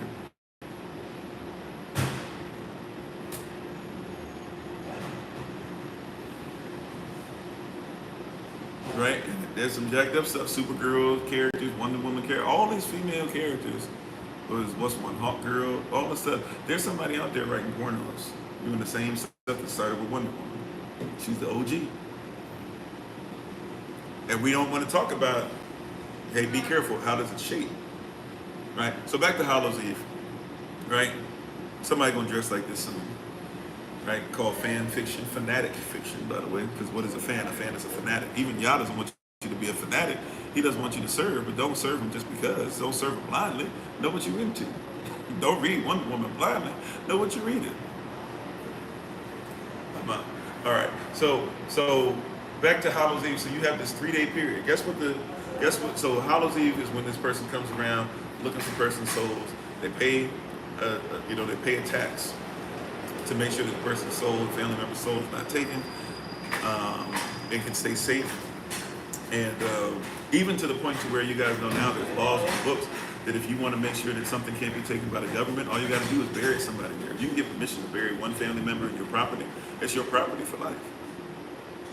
I don't know if y'all knew that. If you get permission to bury one family member, one of your family members is willing. I know we got to honor their wishes, but if one of your family members is willing to be buried in family property, like SOC, I don't know exactly how we would work it out for SOC because it's not exactly family property.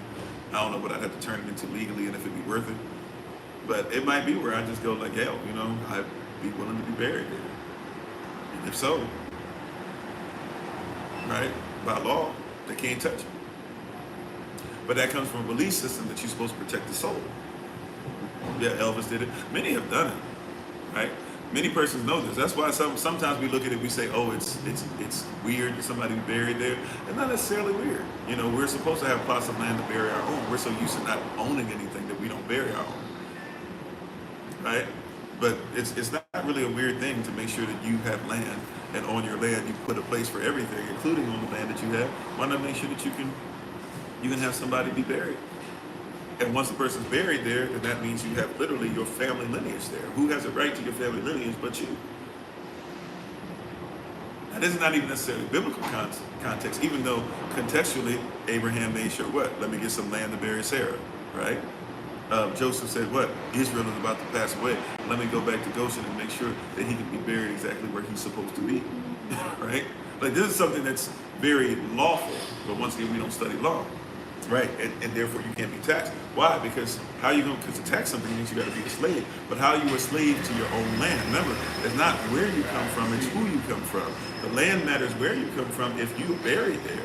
This is why the indigenous, right, we might have to make a part 1, part 2 of this, because I'm not even into the Holy Day schedule yet, but prayer for you guys to see in the context and why you need to know how this stuff works and where somebody's culture is. Because guess what? If we are American, this is why they don't want you to be. This is why you need to not be American United States.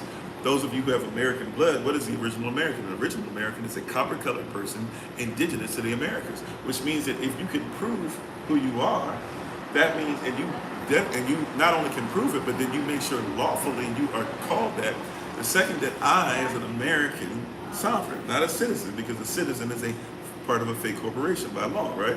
So if you're talking about sovereignty as an American sovereign, the second that I, copper-colored person, indigenous to the Americas, says, well, wait a minute, I identify as that, and I want to be buried here, how they gonna mess with that? According to their law. That's why they had to change with all this blood quantum stuff to get you to believe that you're not even who you've always been. You said great-grandmother, great-grandfather, and great-uncle up there in the backyard. There you go, right? And so once you have that, you need to make sure that you keep that what they call a death certificate, because more than likely they were registered with the state, but you still keep that death certificate because they own you in life and death. So you want to make sure you have your death certificate, and you want to make sure you say, no, I have ownership, I buried them here, and I'm making my land not only allodial, but by doing so, I'm making my land sovereign. I'm actually making my land a state within the state. They can't mess with that. And so they can't tax you. They can't tax you. Why? Because you're not a slave to them. If anything, you're a slave to your own system, or a servant of your own system, or a servant. You have servanthood to your own nation. They even call some of them micronations. It's a nickname they give them. But you're talking about a corporation. Once again, they're going by corporation. Corporations are fake people anyways. You got to think in the world, not be of it. You got to think like that. Ooh, hallowed ground, right? Because hallow does mean holy, by the way. Holy days, it's their holy day. So their Hallows Eve, their Holy Eve, right? And if you even know about eaves is even talking about a place that's high up. Those of you who've ever heard the term, anybody know where the term eavesdropping is? So I used to think it was eavesdropping. But anybody ever heard of the term eavesdropping? Right? If you don't know what eavesdropping actually means, a lot of you think it's eavesdropping because you're saying you're listening in. But here's eavesdropping. If you go into even a lot of buildings today, but let's say you go into a castle or something that's unfinished. Let's say if you've ever built a house, or if you've ever done drywall, right? Let's say you got your house together, and let's say you got vaulted ceilings, and the vaulted ceilings, they haven't put the drywall up yet. So let's say you can see, you know, the beams that are up there. Well, they used to call those eaves, basically. I know I'm slightly off, I'm not 100% represented well, but this will help you to get the idea. They would call those eaves. Now, it became to be known as eavesdropping because let's use King Henry VIII. King Henry VIII, you guys know him for leaving Roman Catholicism, becoming the first Pope of Protestantism, having, basically sticking the middle finger up at the Roman Catholic Church, and also most persons know him for taking the lives of three of his wives and basically putting the other three into isolation. Right? I don't know if he got the third one into isolation or if he just passed away, but he was basically somebody who had so much potential and ended up not really doing much, but is very famous for basically making Protestantism become a new thing. And yes, I did say that correctly. He became the first Pope of Protestantism. If you are a Protestant, you have a Pope. Just to let you know. Many of you probably don't believe that, think that, but if you are a Protestant, you have a Pope. That's why King Charles, read his speech again, and keep in mind what I said. You'll see that's why he says what he says about being in charge. The Church of England, right, which was heavy in the chattel slavery, all that stuff belongs to him because he's the Pope of Protestantism. His mother was a Pope of Protestantism before him, etc., etc. Right? So if you're a Protestant, you have a Pope. I know they talk all this stuff about autonomy. If you're a Protestant, you have a Pope. If you're a Christian and you're a Protestant, you have to have a Pope. If you're a Roman Catholic and you're a Protestant, you have to have a Pope. If you're an Orthodox Christian, right, you still have a Pope of sorts, but it's a little more diluted. But you always have to know, once again, culture, where authority comes from, right?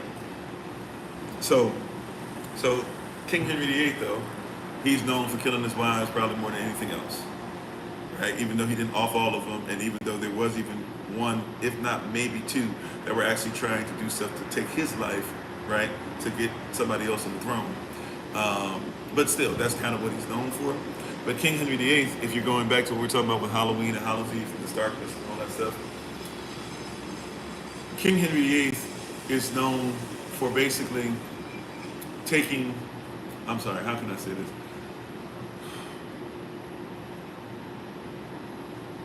That might be for me, not for you guys. King Henry VIII, Holy Spirit help me. Eavesdropping. So basically King Henry VIII, he had all these enemies and persons that were spying on him and stuff, right?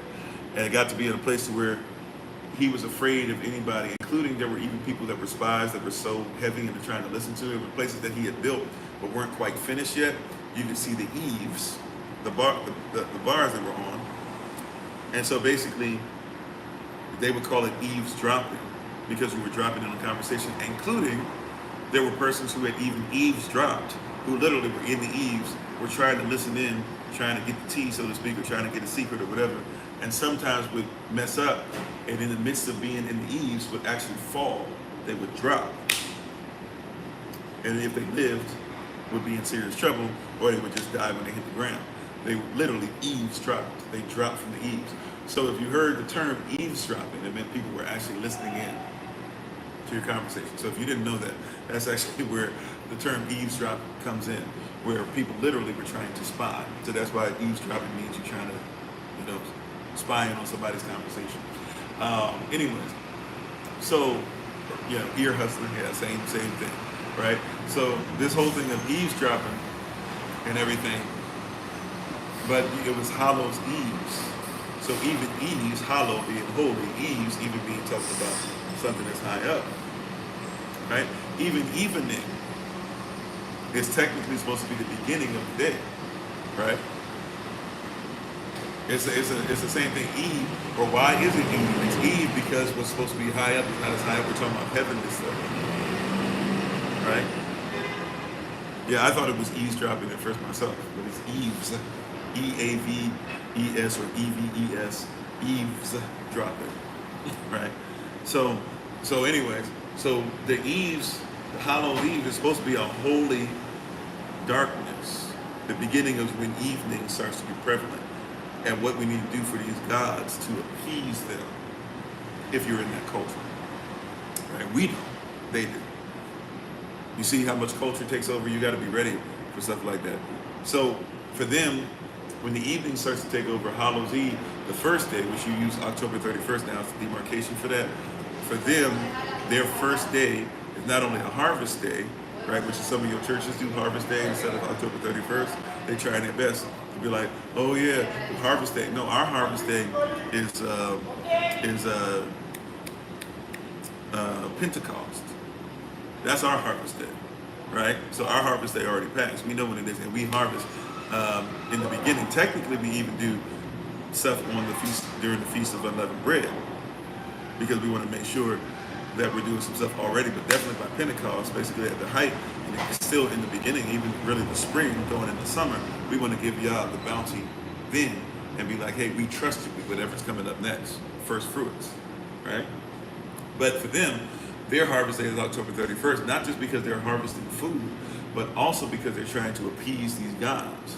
And also they're giving their coins to make sure that the gods don't take the souls of those that are dead. Because the gods are coming by, their spirits they worship are coming by looking to harvest those souls. Right? Now, eventually what will take place is because, these are the days, October 31st, the first day of Hallows Eve is supposed to be for that, right? That these gods are coming by, you're trying to appease them. That's why everybody goes out on that day. That's why you have coins, or that's why now you just give candy. You're looking to get candy from somebody who used to be coins, right? Then the day after that, for us, is November the 1st. On November the 1st, what happens? November the 1st, you're actually taking, we're going to have to do a part 2 for sure. We're just going to talk about the world and stuff today. Tomorrow we'll talk about our stuff more. Right? But I want to make sure that we get this in. Holy Ghost said we're going to have to extend this. Amen. So we're going to go deep into this today. All right. So October 31st, their spirit's supposed to be coming by looking for these heads or whatever. They got pumpkins, turnips, gourds, whatever, trying to make sure. And even if they aren't pleased with it, if they reach in, they're hoping they reach into there thinking that they're taking somebody's soul. Right? Which is the light that they put inside. Right? This is what this stuff comes from. All right. Now, after you, and by the way, if you believe in such things, what happens if you come outside and the wind is blowing out the candle or blah, blah, or whatever, what do you think happened? Because that's your belief system. The soul got taken. So it's not even, you see what I'm saying?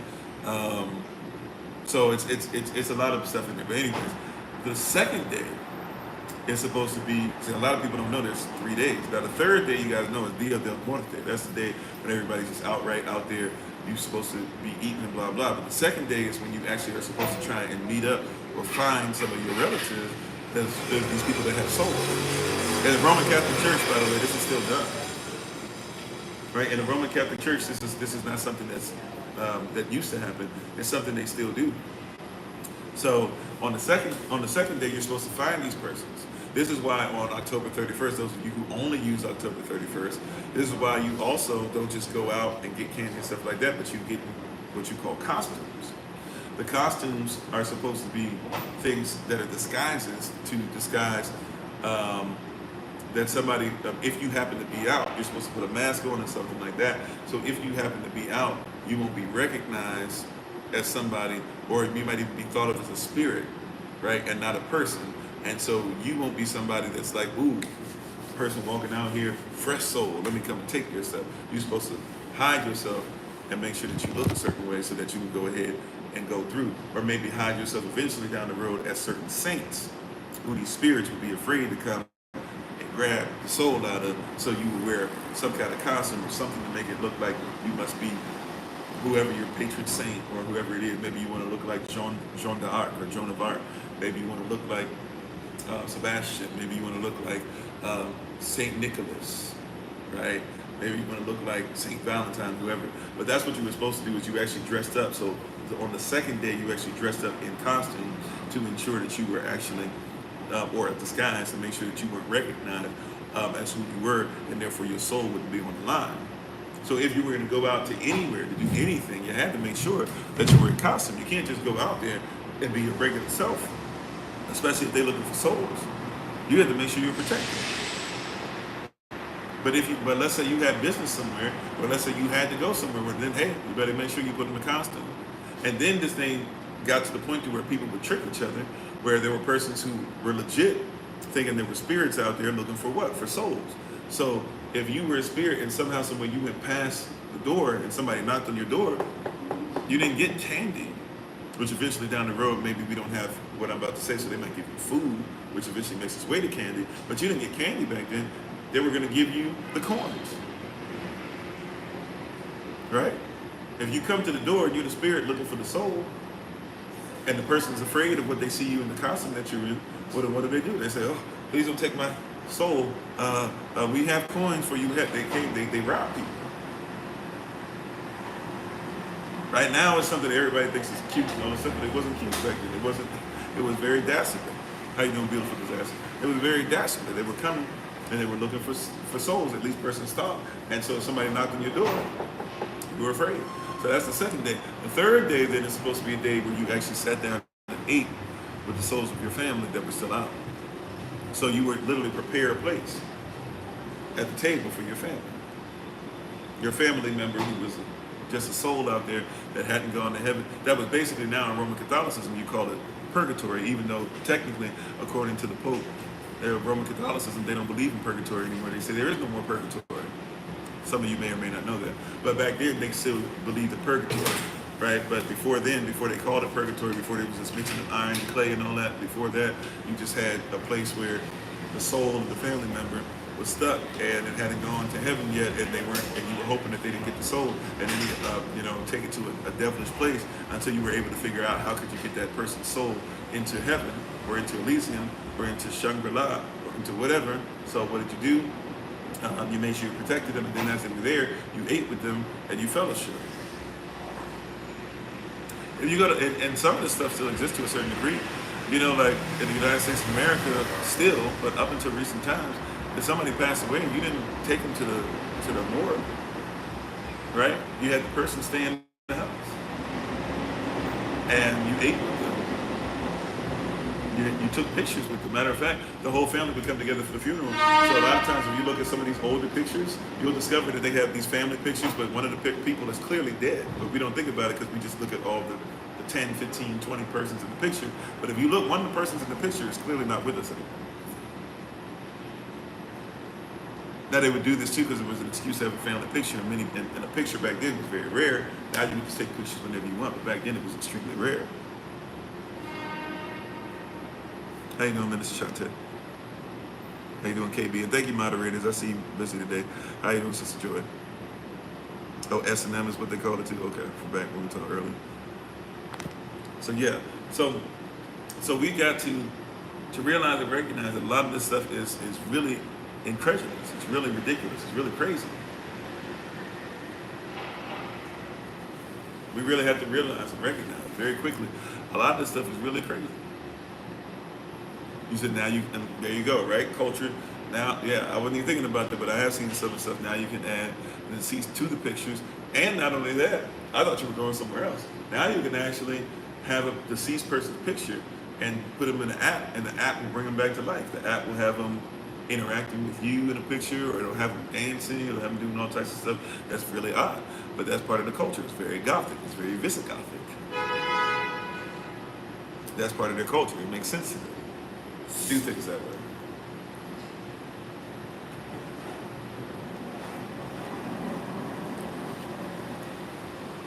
Amen.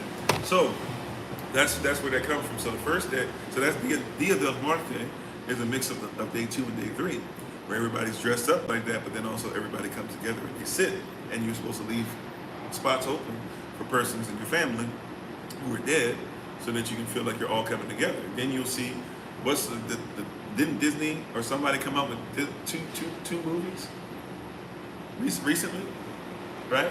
I forget what they're called, but they came up with 2 movies that are basically about Dia del Muerte, those who passed away, and fellowship with them. Excuse me. That's basically what you're seeing. You're seeing it pop up nowadays, and it's hidden in plain sight. Coco, yes, Coco. That's the one with the little boy, right? Who was trying to play guitar or something like that. I haven't seen it.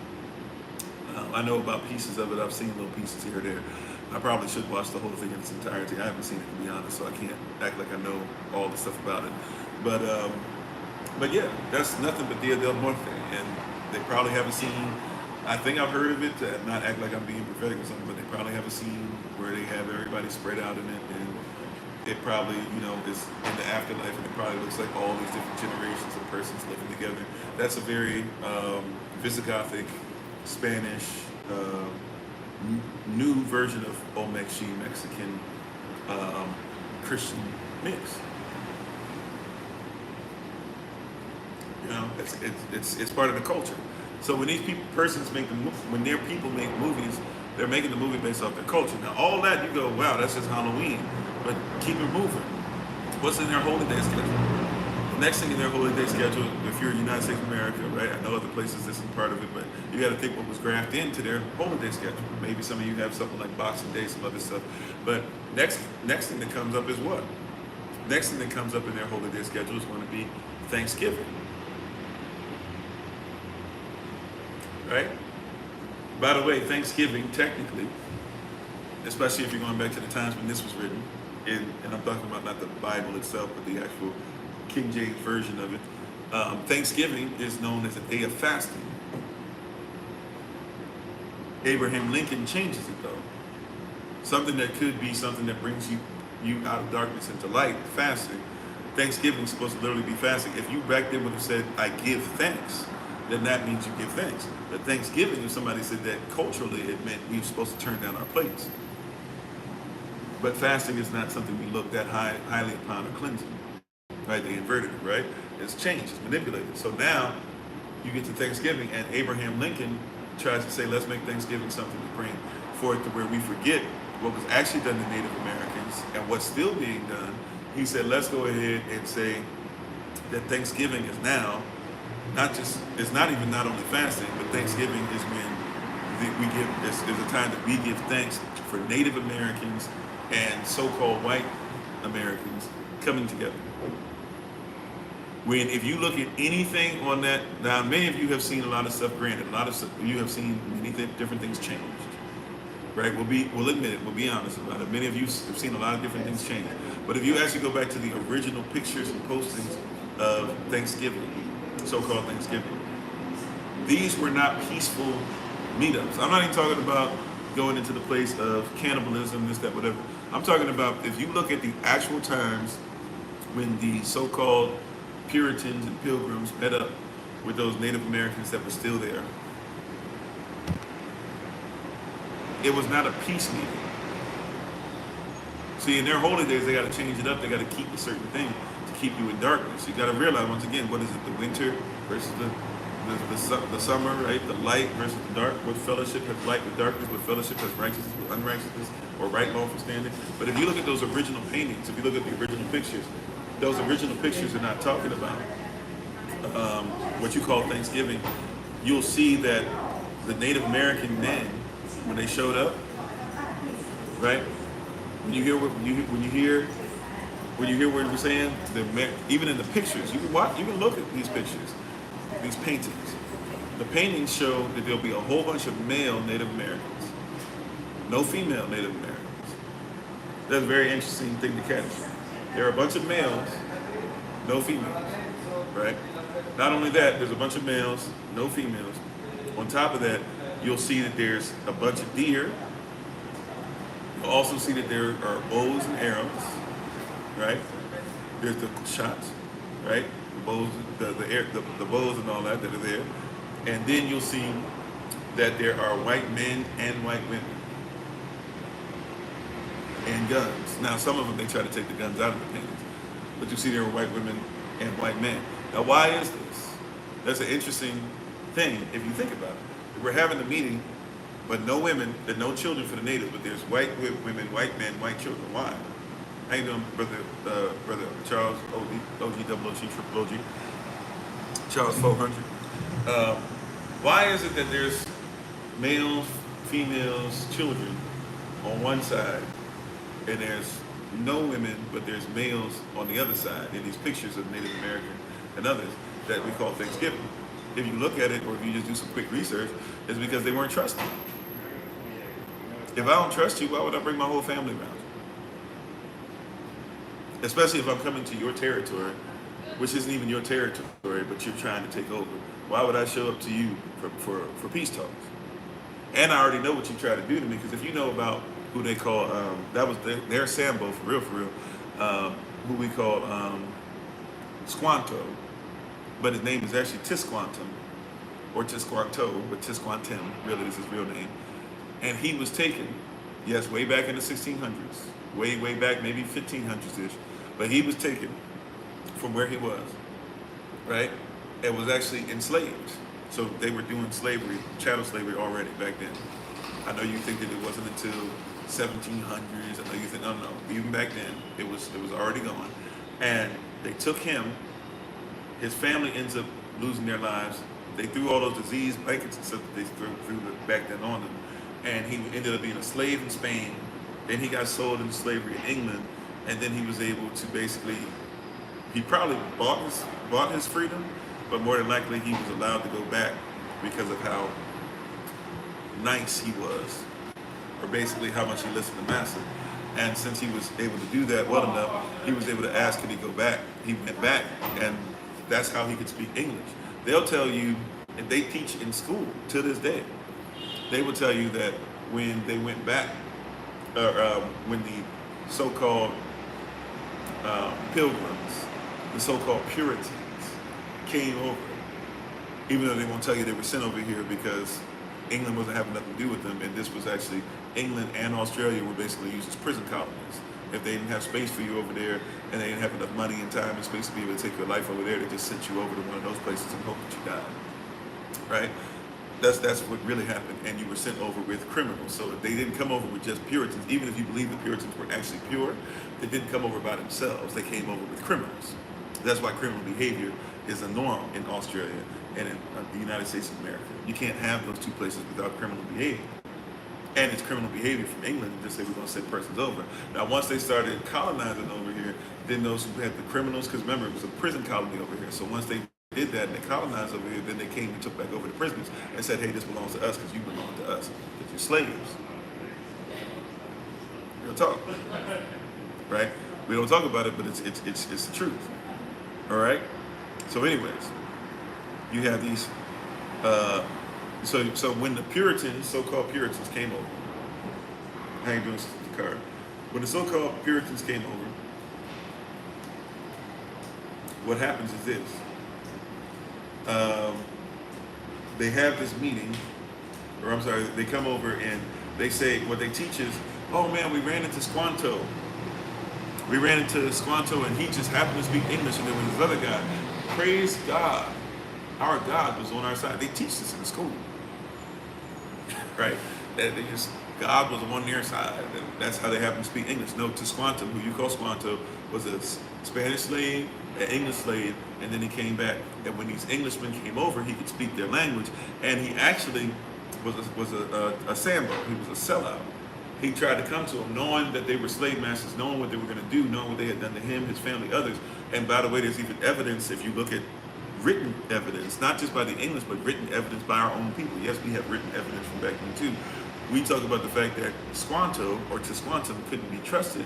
When he came back, he was so jacked up from the slave mind, he was so jacked up that like he didn't act right, and we didn't know what to do with him. And when he got here, he was a traitor. We tried to use him to say, hey, speak stuff over with them and try to see if we can go ahead and actually have some kind of stuff to write out. And it said he helped them, and he asked them, he said, hey, if I help you guys, he said, you guys got to make sure that I get slaves and property too.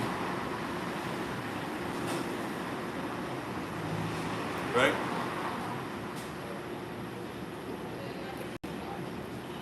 Hello, Luisito.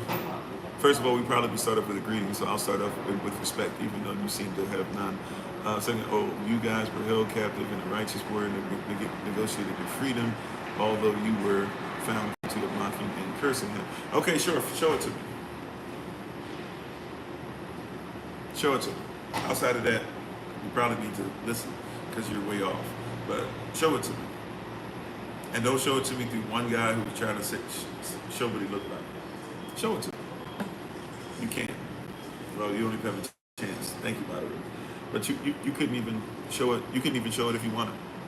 Because it doesn't exist. Right? Squanto is a slave. So was the other guy that can speak English. We know it.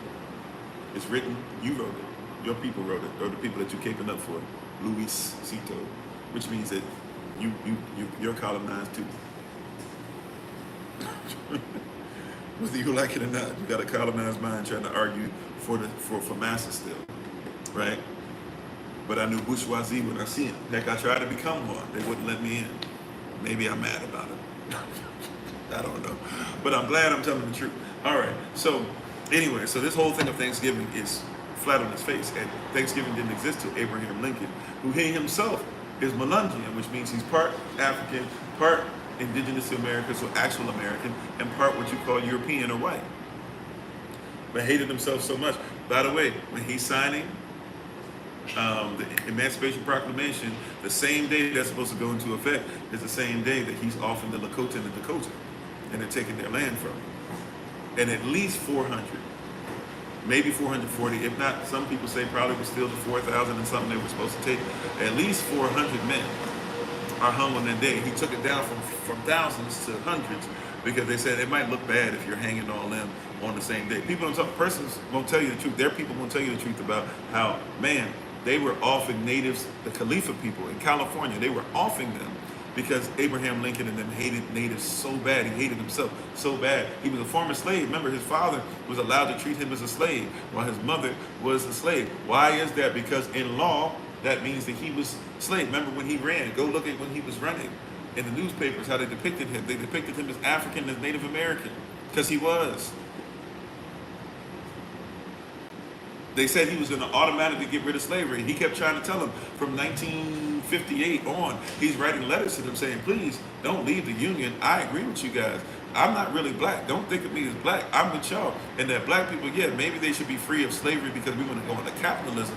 But capitalism ain't nothing more than a new version of chattel slavery. We'll still arrest them and stuff. That's what they did with the 13th Amendment, right? You remember the 13th Amendment? The 13th Amendment does not say all slaves are free. The 13th Amendment says we can't enslave you just because you're black. He said, I'm going to hook it up for you. And what we do with him, because he's been made to be a martyr, because basically he had his life taken. More likely because of the banking situation, not the chattel slavery thing. But nevertheless, right? His life is taken. And so because his life was taken, you never saw him in Reconstruction. So you're in your mind, you think, oh, he was going to punish the South. They were going to do this. But then the South, they must have taken his life, and they were ready. And that's why they knew that he had the Southern vice president and blah, blah. But when Abraham Lincoln's, when his life was taken, you got to recognize, like, he didn't get a chance to go through Reconstruction. He's become a martyr for those who are now Republicans and those back then who were your Dixiecrats, and the Democrats that try to say he was really more Democrat than he was Republican, whatever. But the reality is he died. He was a martyr. We have no clue what he was going to do. But if he followed what he did in life, he was going to be a problem for us. If he followed what he said in life, what he wrote down, Abraham Lincoln, had he lived long enough, he would not be your hero because he was not a hero when he was alive. Once again, Emancipation Proclamation, same day, he's offing a bunch of Native persons at the same time. Right? Remember, he helped to develop the 13th Amendment. 13th Amendment didn't say there is no slavery. 13th Amendment said, hey, you can only be, you're not only a slave just because you're black. If we arrest you, you can become a slave. Now, give credit where credit's due. He did work with Frederick Douglass to ensure that they actually came into a position where they gave a freedman bank, right? They actually did give 40 acres and a mule, right? But would he have taken it back or found a way to take it back just like his vice president did after his death? Who knows? We don't know. He didn't have a chance to follow anything through. So Abraham Lincoln gets all this credit for stuff basically because Abraham Lincoln won a war. But the war that Abraham Lincoln won was not fought for you. And on top of that, the Gullah Geechee Wars, right, and the Seminole Wars are what you should know about just as much as the so-called Civil War, because we have been fighting for our own freedom for a while. And when you talk about Juneteenth, that's the reason why we celebrate Juneteenth. You don't have to according to the law. But the reason why my family and my house and a lot of us at SOC come together on Juneteenth and give credit where credit's due on Juneteenth. We give credit where credit's due because it was us who came out there and freed us. That's why Juneteenth is important for us. It's not because of all this other stuff you're talking about. It's because we actually saved ourselves. So we give credit to us when you wouldn't give credit. It's like Veterans Day. Veterans Day, I don't celebrate Veterans Day because I'm a veteran. I celebrate Veterans Day because the veterans look like me. Before I became a veteran, nobody celebrated veterans back in the day. Black folks started celebrating their own who had served, and nobody even thought about them being consequential. So next thing you know, now everybody says, that's a great idea. We should celebrate our veterans. But we have been celebrating our veterans.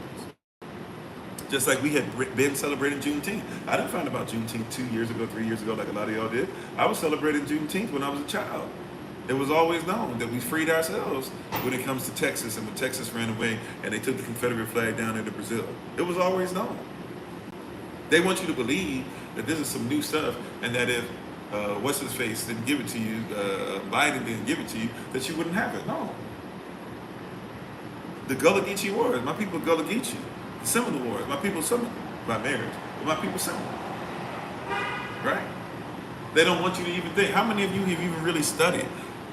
Especially those of you who were of the 5 favorite nations, how many of you had actually studied the Trail of Tears? And that on the Trail of Tears, like, this is really crazy for me, those who were Anakitowiya, or who you call Cherokee, those Cherokee had to march down, right, during that, and we talk about, that was so sad they had to march, but because white people didn't care about chattel slaves, they don't tell you that the chattel slave, this is me mixed, this is a mix in me, my father, right? You can't have us march down. Hear what I'm saying? You can't have us march down, right, as Cherokee and not talk about the fact that there were slaves there, African slaves and other Native American slaves, Negro slaves. Negro meant anybody with one drop of blood ruled to them. Negroes we know go back to who were actually Israelites. Right? So when the Trail of Tears happened for us, because then now everybody tries to adapt that name, but when our Trail of Tears happened and we walk past, you have to realize that even if you don't think that a so-called black person can be a Native person because they don't look a certain way, even though that's not true at all, but if you do some quick research, you'll discover that, especially in the 5 favorite nations, there is no, like the Cherokee, for example, they own slaves, African slaves, as they marched across from the East Coast to Oklahoma. A lot of persons don't know that. So they literally marched with their slaves, and then they got over there, and Lincoln said, hey, you can't have slaves anymore. Because we actually had tried, some of us, to be honest, tried to fight for the South. The South wouldn't let us fight. And then we basically tried, some of us who were Native, tried to keep the chattel slaves that we had. We didn't even have chattel slaves, but in order to mix well with them, they said we had to start farming like them, doing everything like them. So we started taking slaves like them. We got a slave mine from Massa, right? And then they march you across, they shrink your territory, and you still want to have the slave stuff because at least it makes you better than your fellow colored brethren or your fellow brothers or your fellow Israelites even. So you enslave each other. And then what happened out of that is Lincoln comes over and says, yeah, it's a bad look. I know I'm still allowing other people to own slaves and we're going to pay them reparations and stuff. It's a bad look if we let y'all keep these slaves though. So yeah, as of such and such a date, y'all got to get rid of the slaves. And if you go and do the research, you'll actually find that there are free slaves who write about their experience as far as when they're Cherokee masters. This is my family and my family. Like, it's a tough thing to realize, but to be honest, but out of what happened, some of my family had to come into other members of my family and say, yeah, you guys are free. And just told them all of a sudden, and a lot of them were like, free? Because they didn't even think that was going to happen. In the same ballpark as Juneteenth, all this other stuff. See, this thing gets deeper and deeper, right? But you're just told Thanksgiving, everybody came together, paid no attention to the man behind the curtain, right?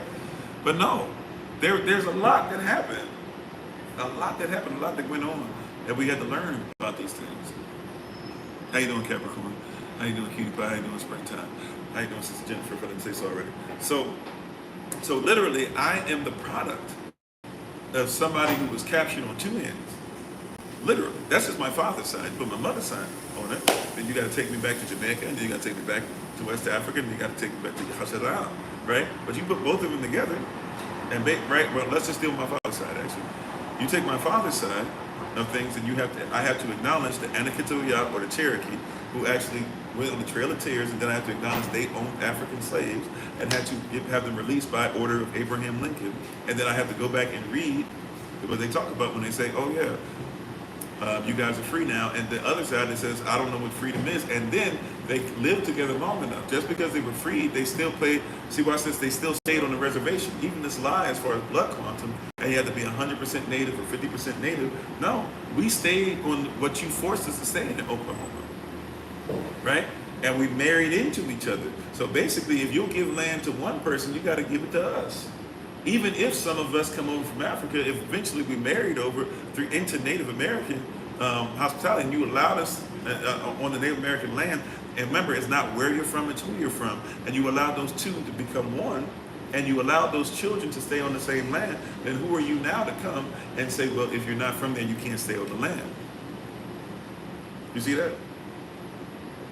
But all it takes is a holy day and teaching you something, never teaching you anything else, and just saying, oh, Thanksgiving was a real thing. And all it takes is something that small, which now has become bigger to you. Now, you guys don't even care about the truth. You just care about, hey, who cooking them greens? Who cooking the mac and cheese, right? Who made that, who made that or wherever you come from, right? That stuffing or that dressing. That's all you care about. You're not even worried about the other stuff.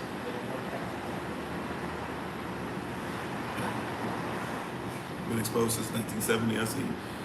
How you doing, love? So, you see what I'm saying? This is something that we have to have an honest conversation about. We're not willing to talk about this stuff, but somebody's holy days, they start to rule your life. Now, well, wait a minute, we just did what we did with Halloween. It leads right into Thanksgiving. But what's coming behind Thanksgiving?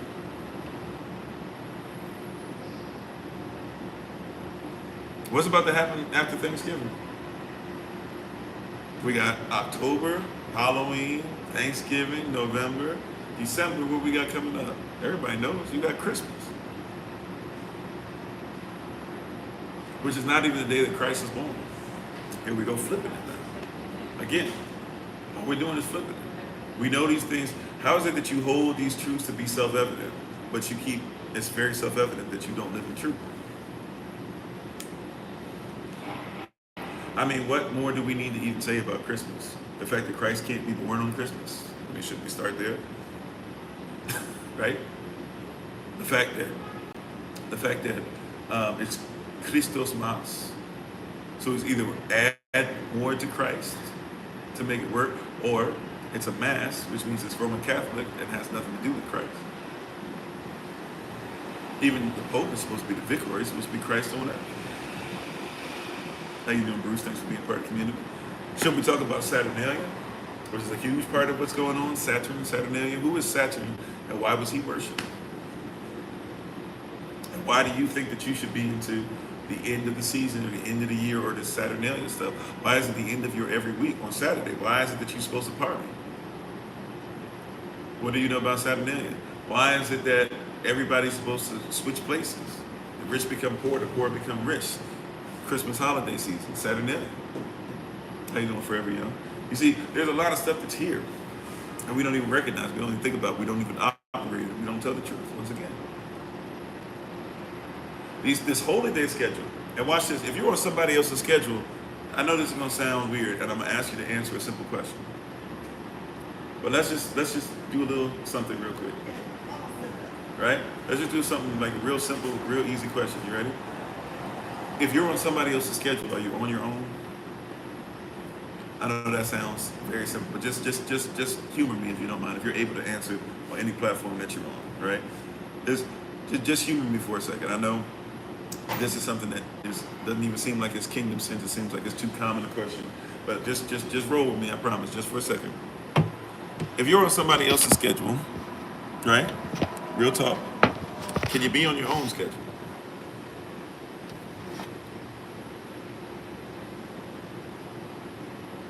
No, right? Now, the reason we gotta at least, and I thank you for humoring me, if nothing else, right? I thank you for giving me a little second to kind of put that out there. However, it's important that we talk about that. If I'm on somebody else's schedule, I cannot be on my own. If I'm on somebody else's plan, I cannot be planning for myself.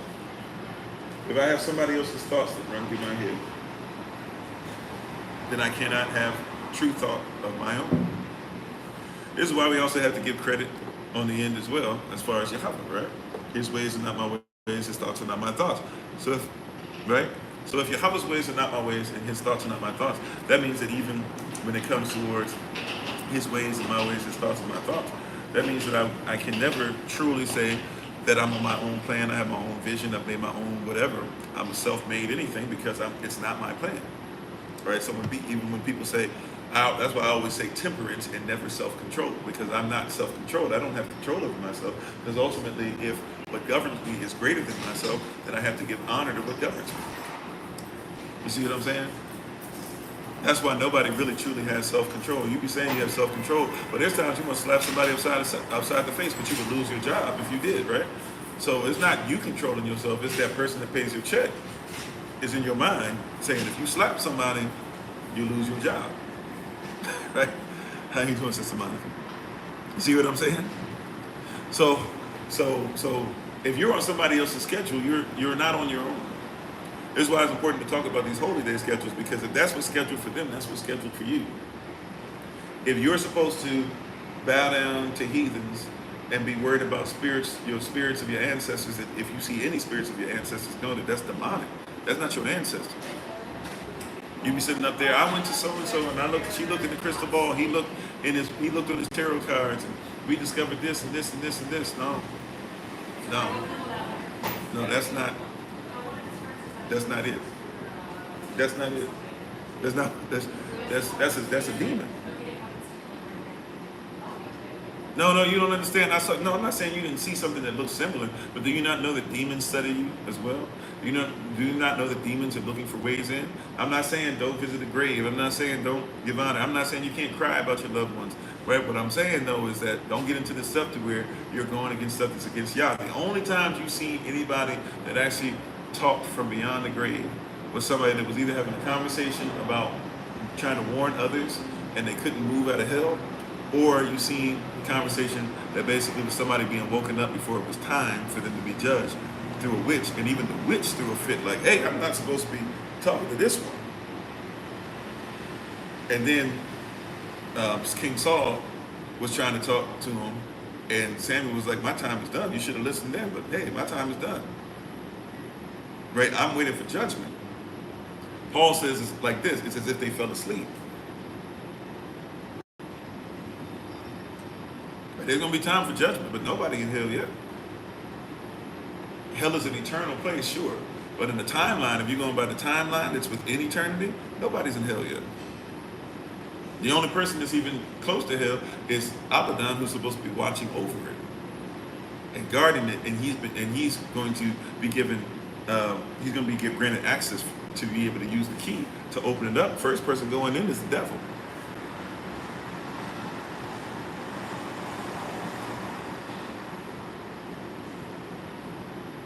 See, you got to know about this holy day schedule and what this stuff is, right? So, but first thing they're doing is trying to get you and I to do what? First thing that they want us to do is to get into hellish situations.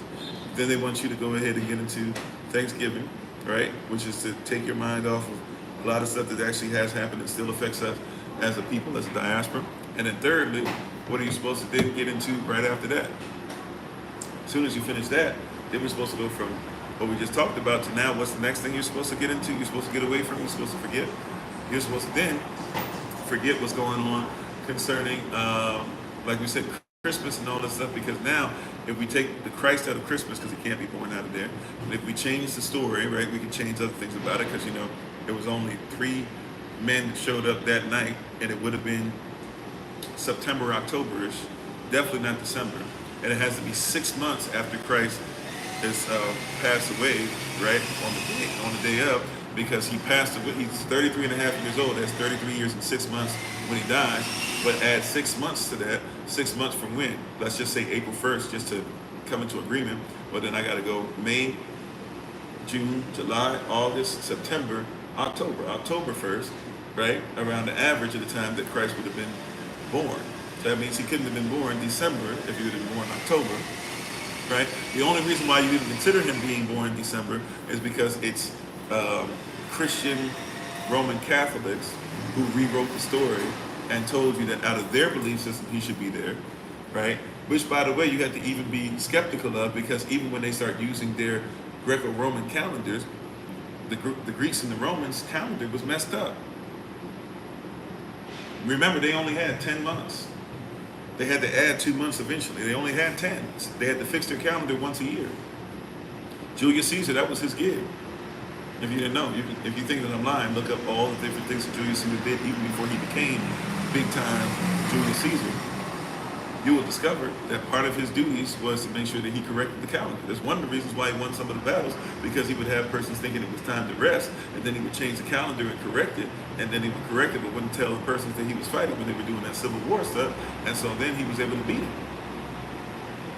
Right? We've said this before, but let's do an exercise real quick, just if you think I'm lying about that.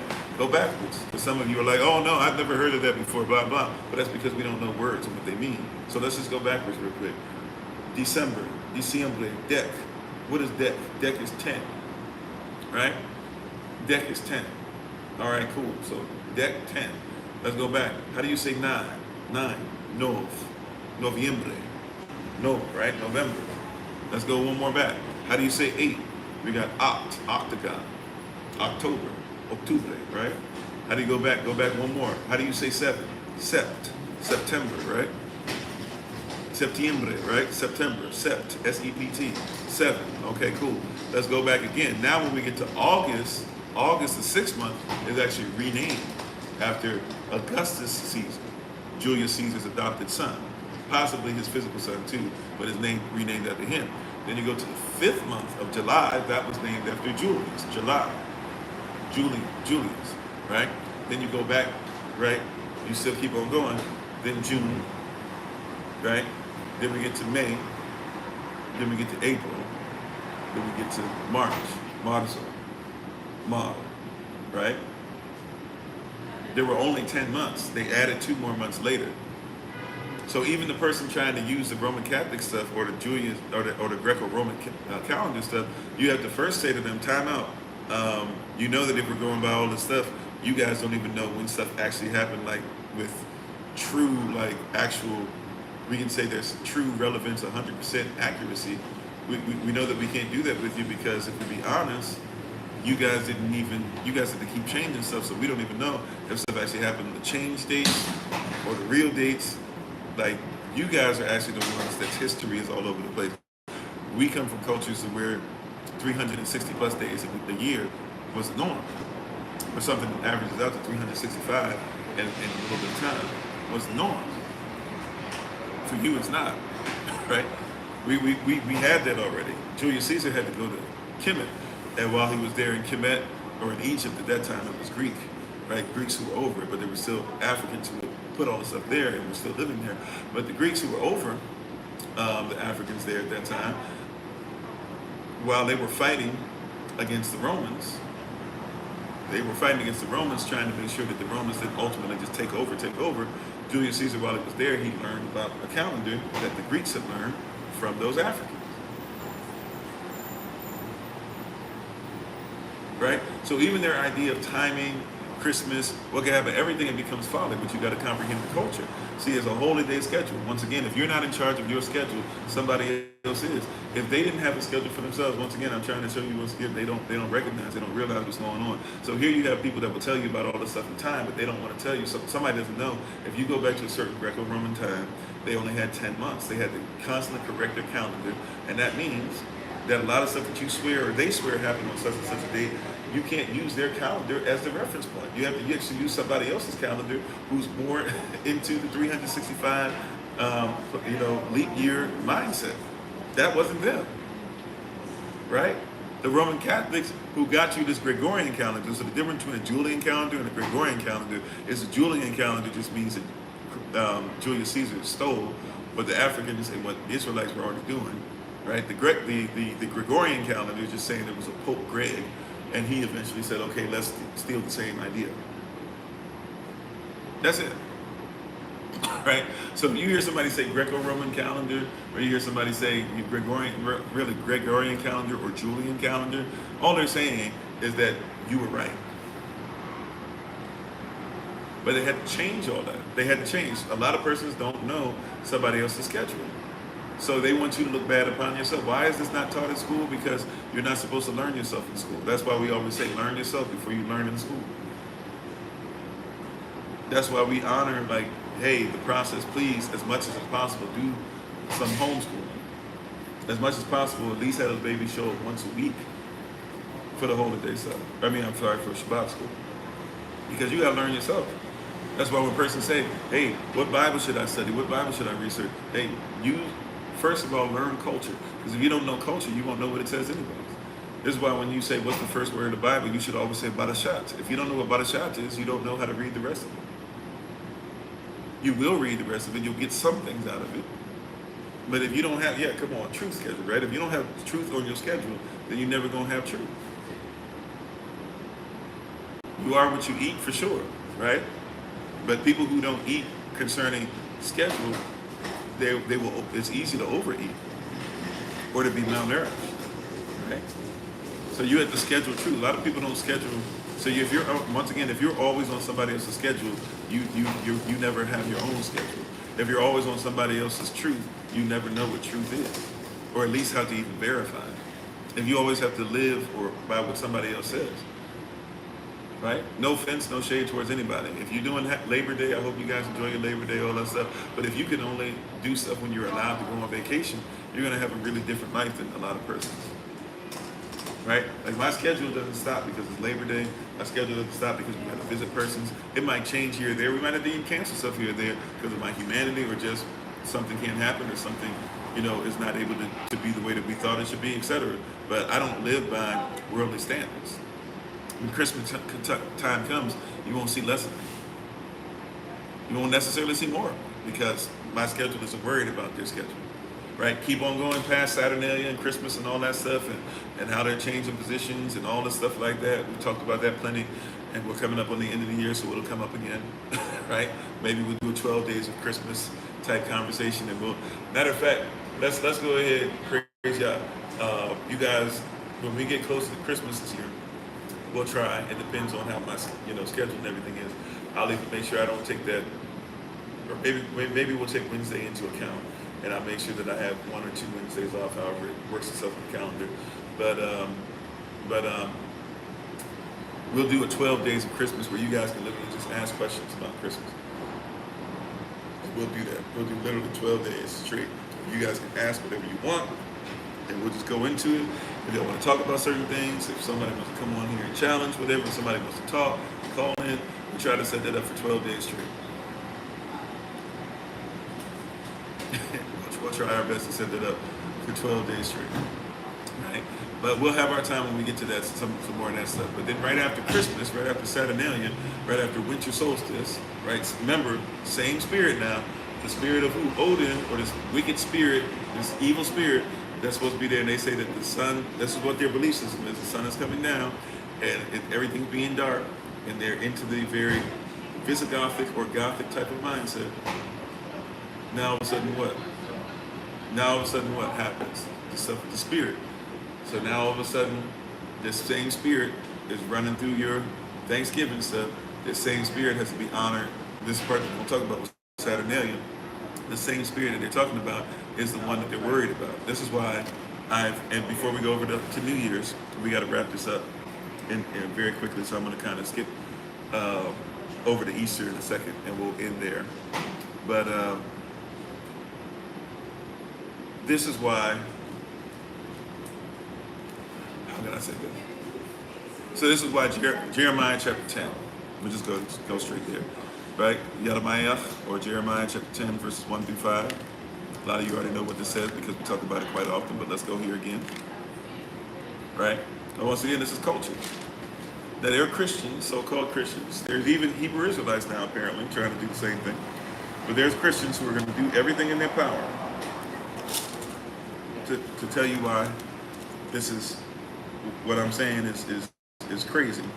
And they'll try to tell you it's Old Testament, it's this, it's that, but they don't want to admit to you that Christmas was a problem before you called it Christmas. Saturnalia was a problem before you called it Saturnalia. Winter solstice was a problem before you called it winter solstice. Yes, it existed. And you were warned against it. The Most High himself told you not to do it. Right?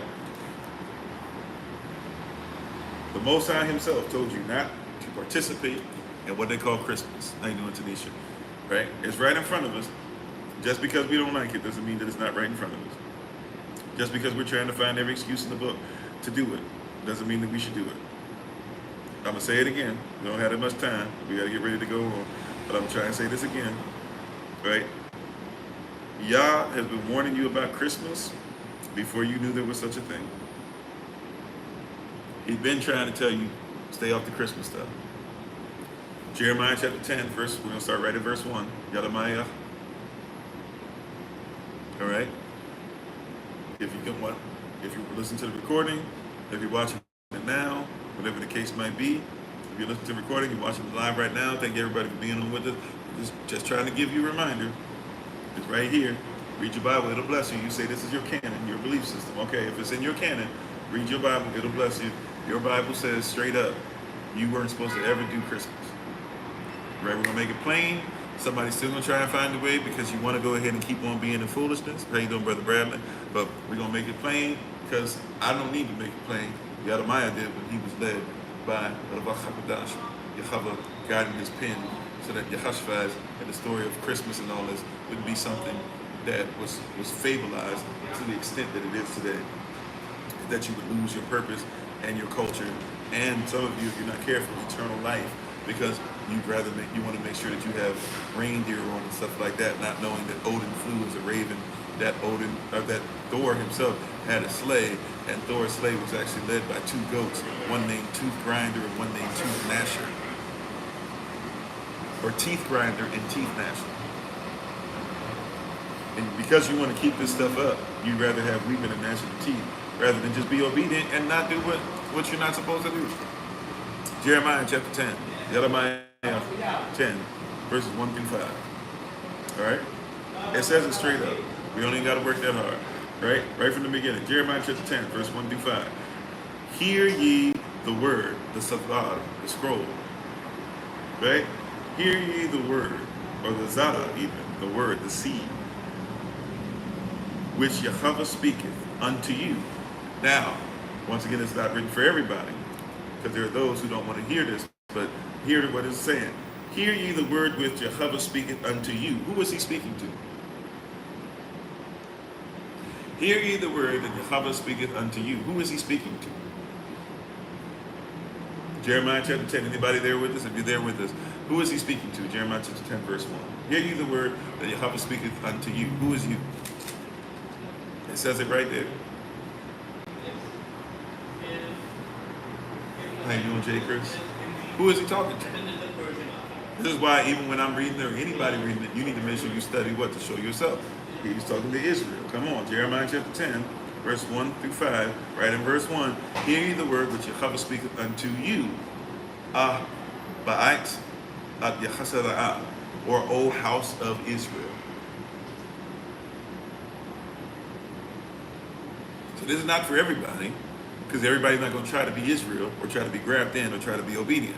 But way before it's called Saturnalia and all this stuff, you need to make sure that you know that Yah never wanted anybody who's of him to be part of this wicked celebration called Christmas today. Right? Let's keep on going. We got a little more time. I'm going to skip over to Easter. We want to make sure we hit at least these big ones for you. Right? So verse 2, thus saith Yahweh, learn not the way of the heathen. What does it say? Learn not. Don't learn it. Don't even. It's best you don't even learn it. Now we've learned it, so we got to unlearn it. But it's best you don't even learn it. It's best that your children, when they're asked about Santa Claus, they go, who? Learn not. It's best for you not to even learn it. It's best for you when they say, oh man, there's I don't even know the song anymore. I don't know the words to the song. There's blah blah blah blah blah blah blah blah and Vixen and all that stuff. It's best they don't even know what they're talking about. Frosty the who? Right? It's best that they have no clue. Learn not. Don't even put it on the table.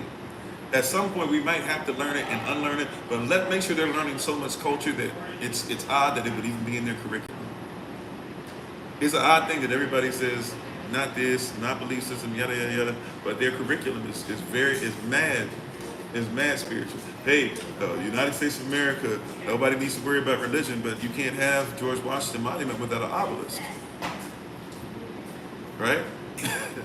Once again, a lot of persons are unaware while they're taking their stances. I don't care what your political affiliation is, by the way. If you're part of the same bird and you're two wings of the same bird, the talents hit everybody. So you should be in service to everybody, not just in service to anything. Right?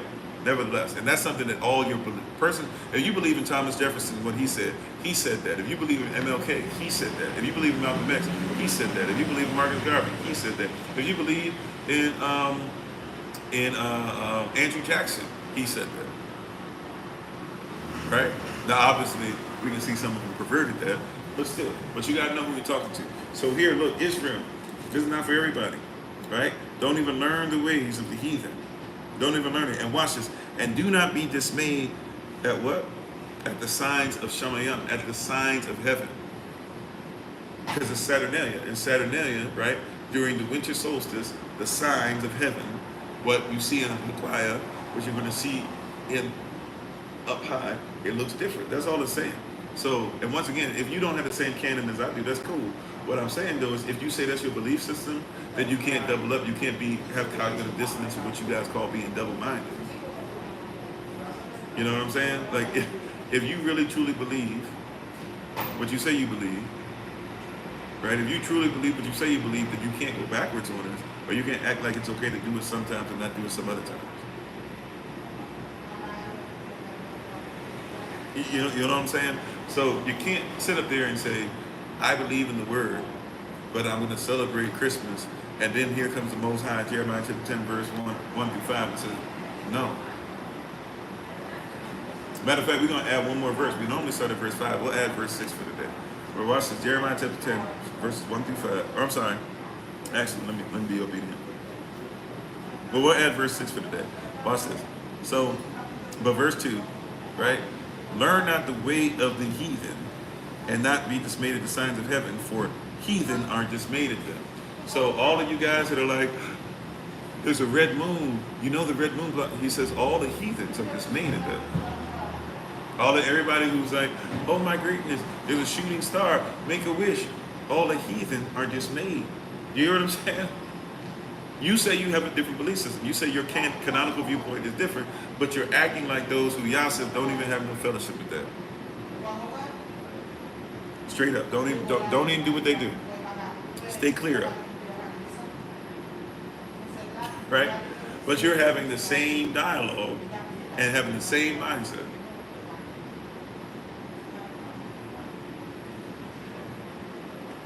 Well, I'll leave it alone. Because if I go deeper into it, people are going to think I'm trying to attack. I'm not trying to attack anybody. I'm just trying to tell you, don't be dismayed, especially when you're talking about just a seasonal change.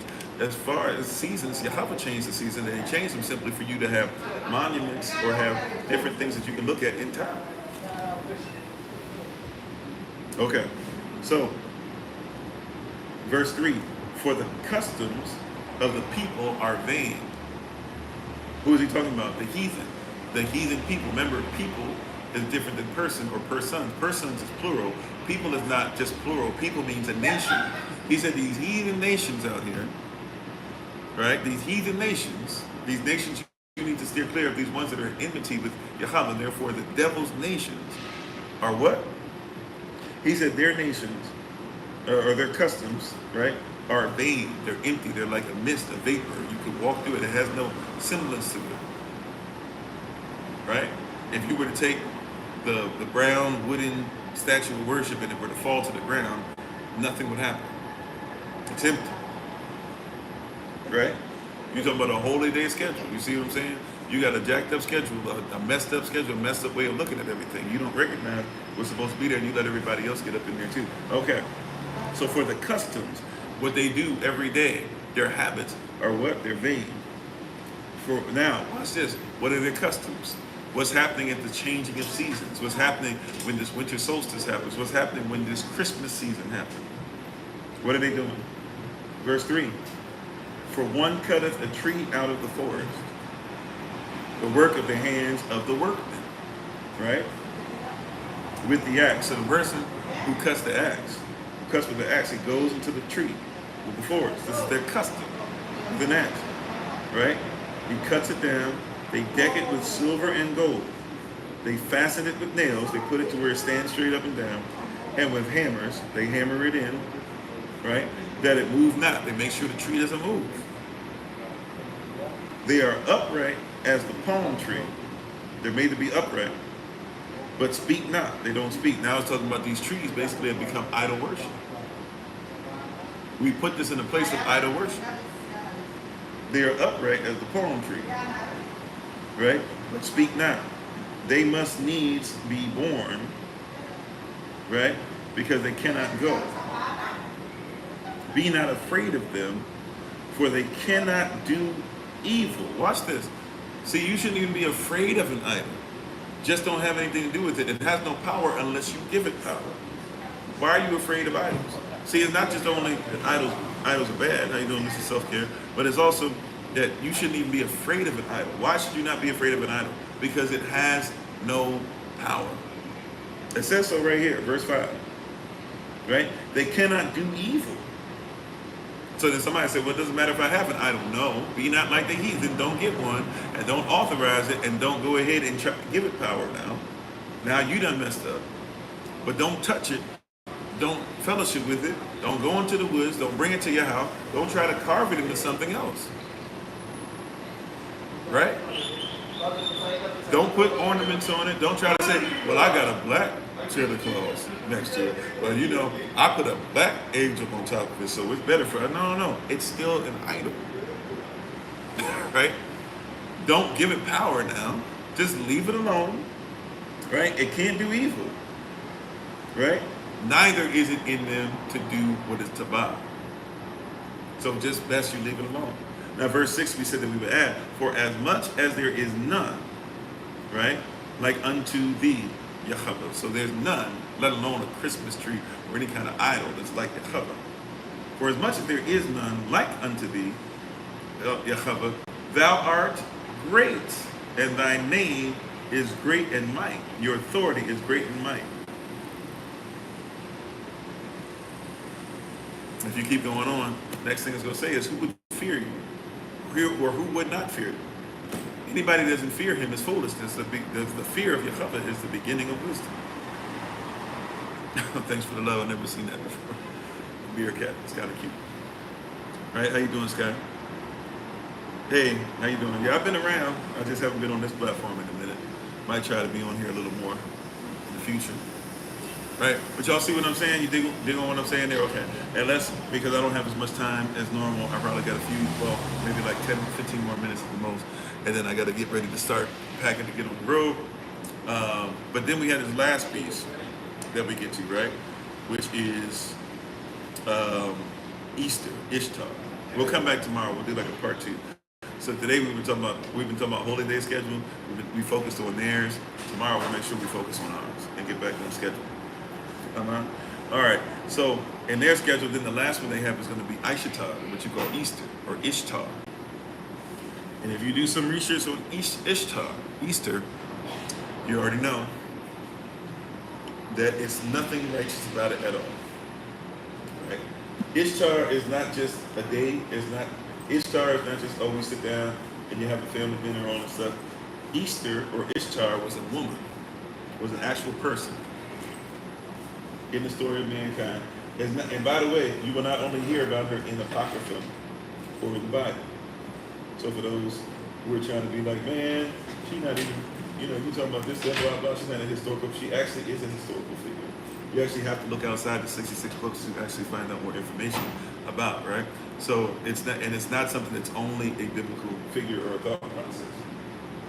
So some of you might think, only time you even hear about her. No. Ishtar is something you have to do some research on, right? And what you would discover is that you had Cush. Now, if you know who Cush is, who knows who Cush is? Who is Cush? In relation to, I'll just ask the question, who is Cush? Can somebody tell me who Cush is? Not just only who is as far as we and our people and stuff like that, but who is the actual person, Cush, who everybody would be named after? Does anybody know? Who is Cush?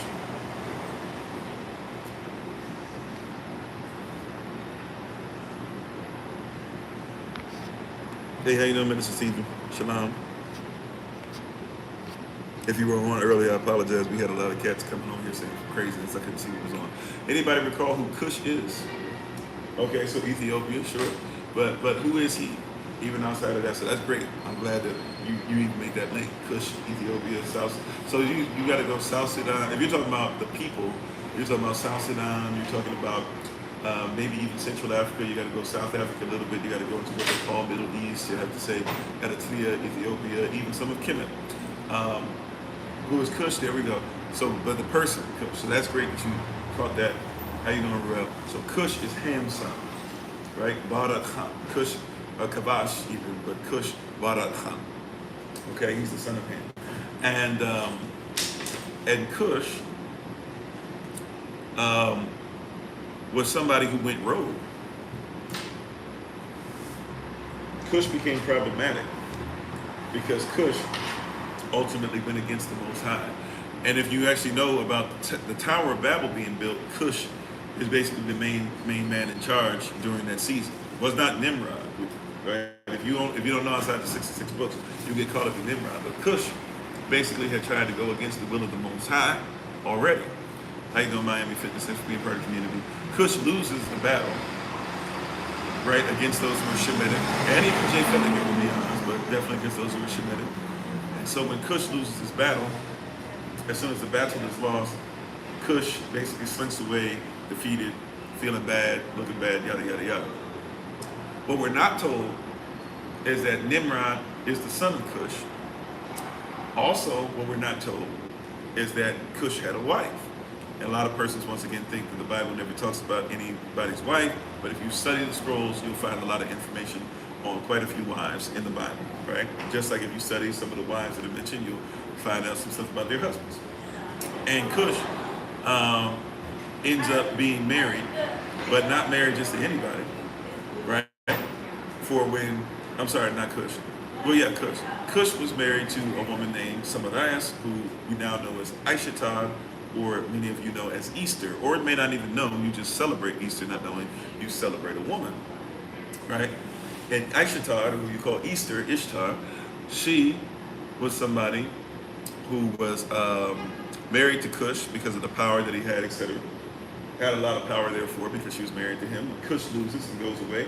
Rather than stay away with her husband, she bides her time. she's kind of already probably more than likely had a very incestuous relationship with her own son Nimrod, and basically becomes Nimrod's bride. So she goes from her husband Cush to Nimrod, her son, and becomes his mother slash wife. Kind of sort of something that people even think maybe Alexander the Great and his mother might have had some situation like that. They're not sure. And maybe that's one of the reasons why he stayed off women, even though he had a queen, but he never actually, probably laid down with her. So Easter or Ishtar, Easter, she was Samaras, becomes married to Nimrod, right?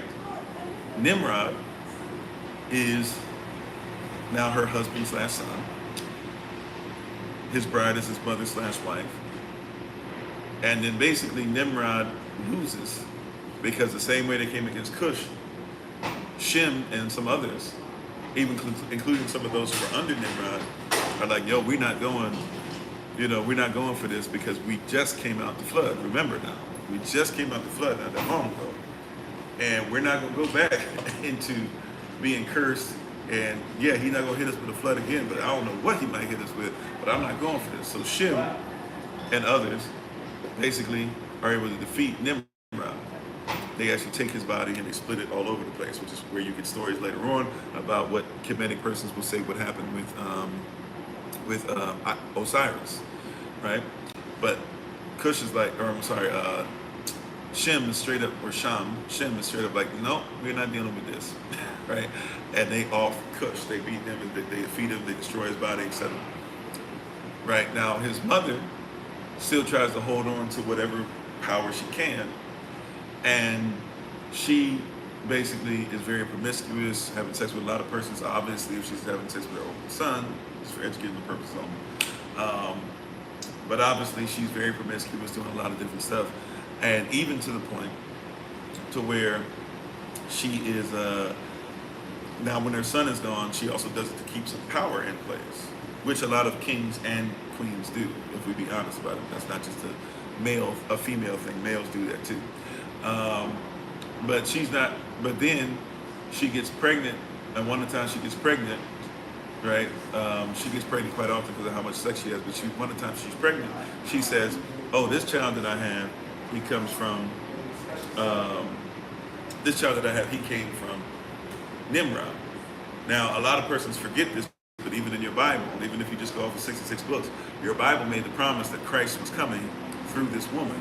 Now, we know the woman later on through Isaiah 9, Jeremiah chapter 3, and Revelation chapter 12, we know that this woman is Israel. This wife is Israel. But what she says is, she says, hey, I got impregnated, and I am the woman.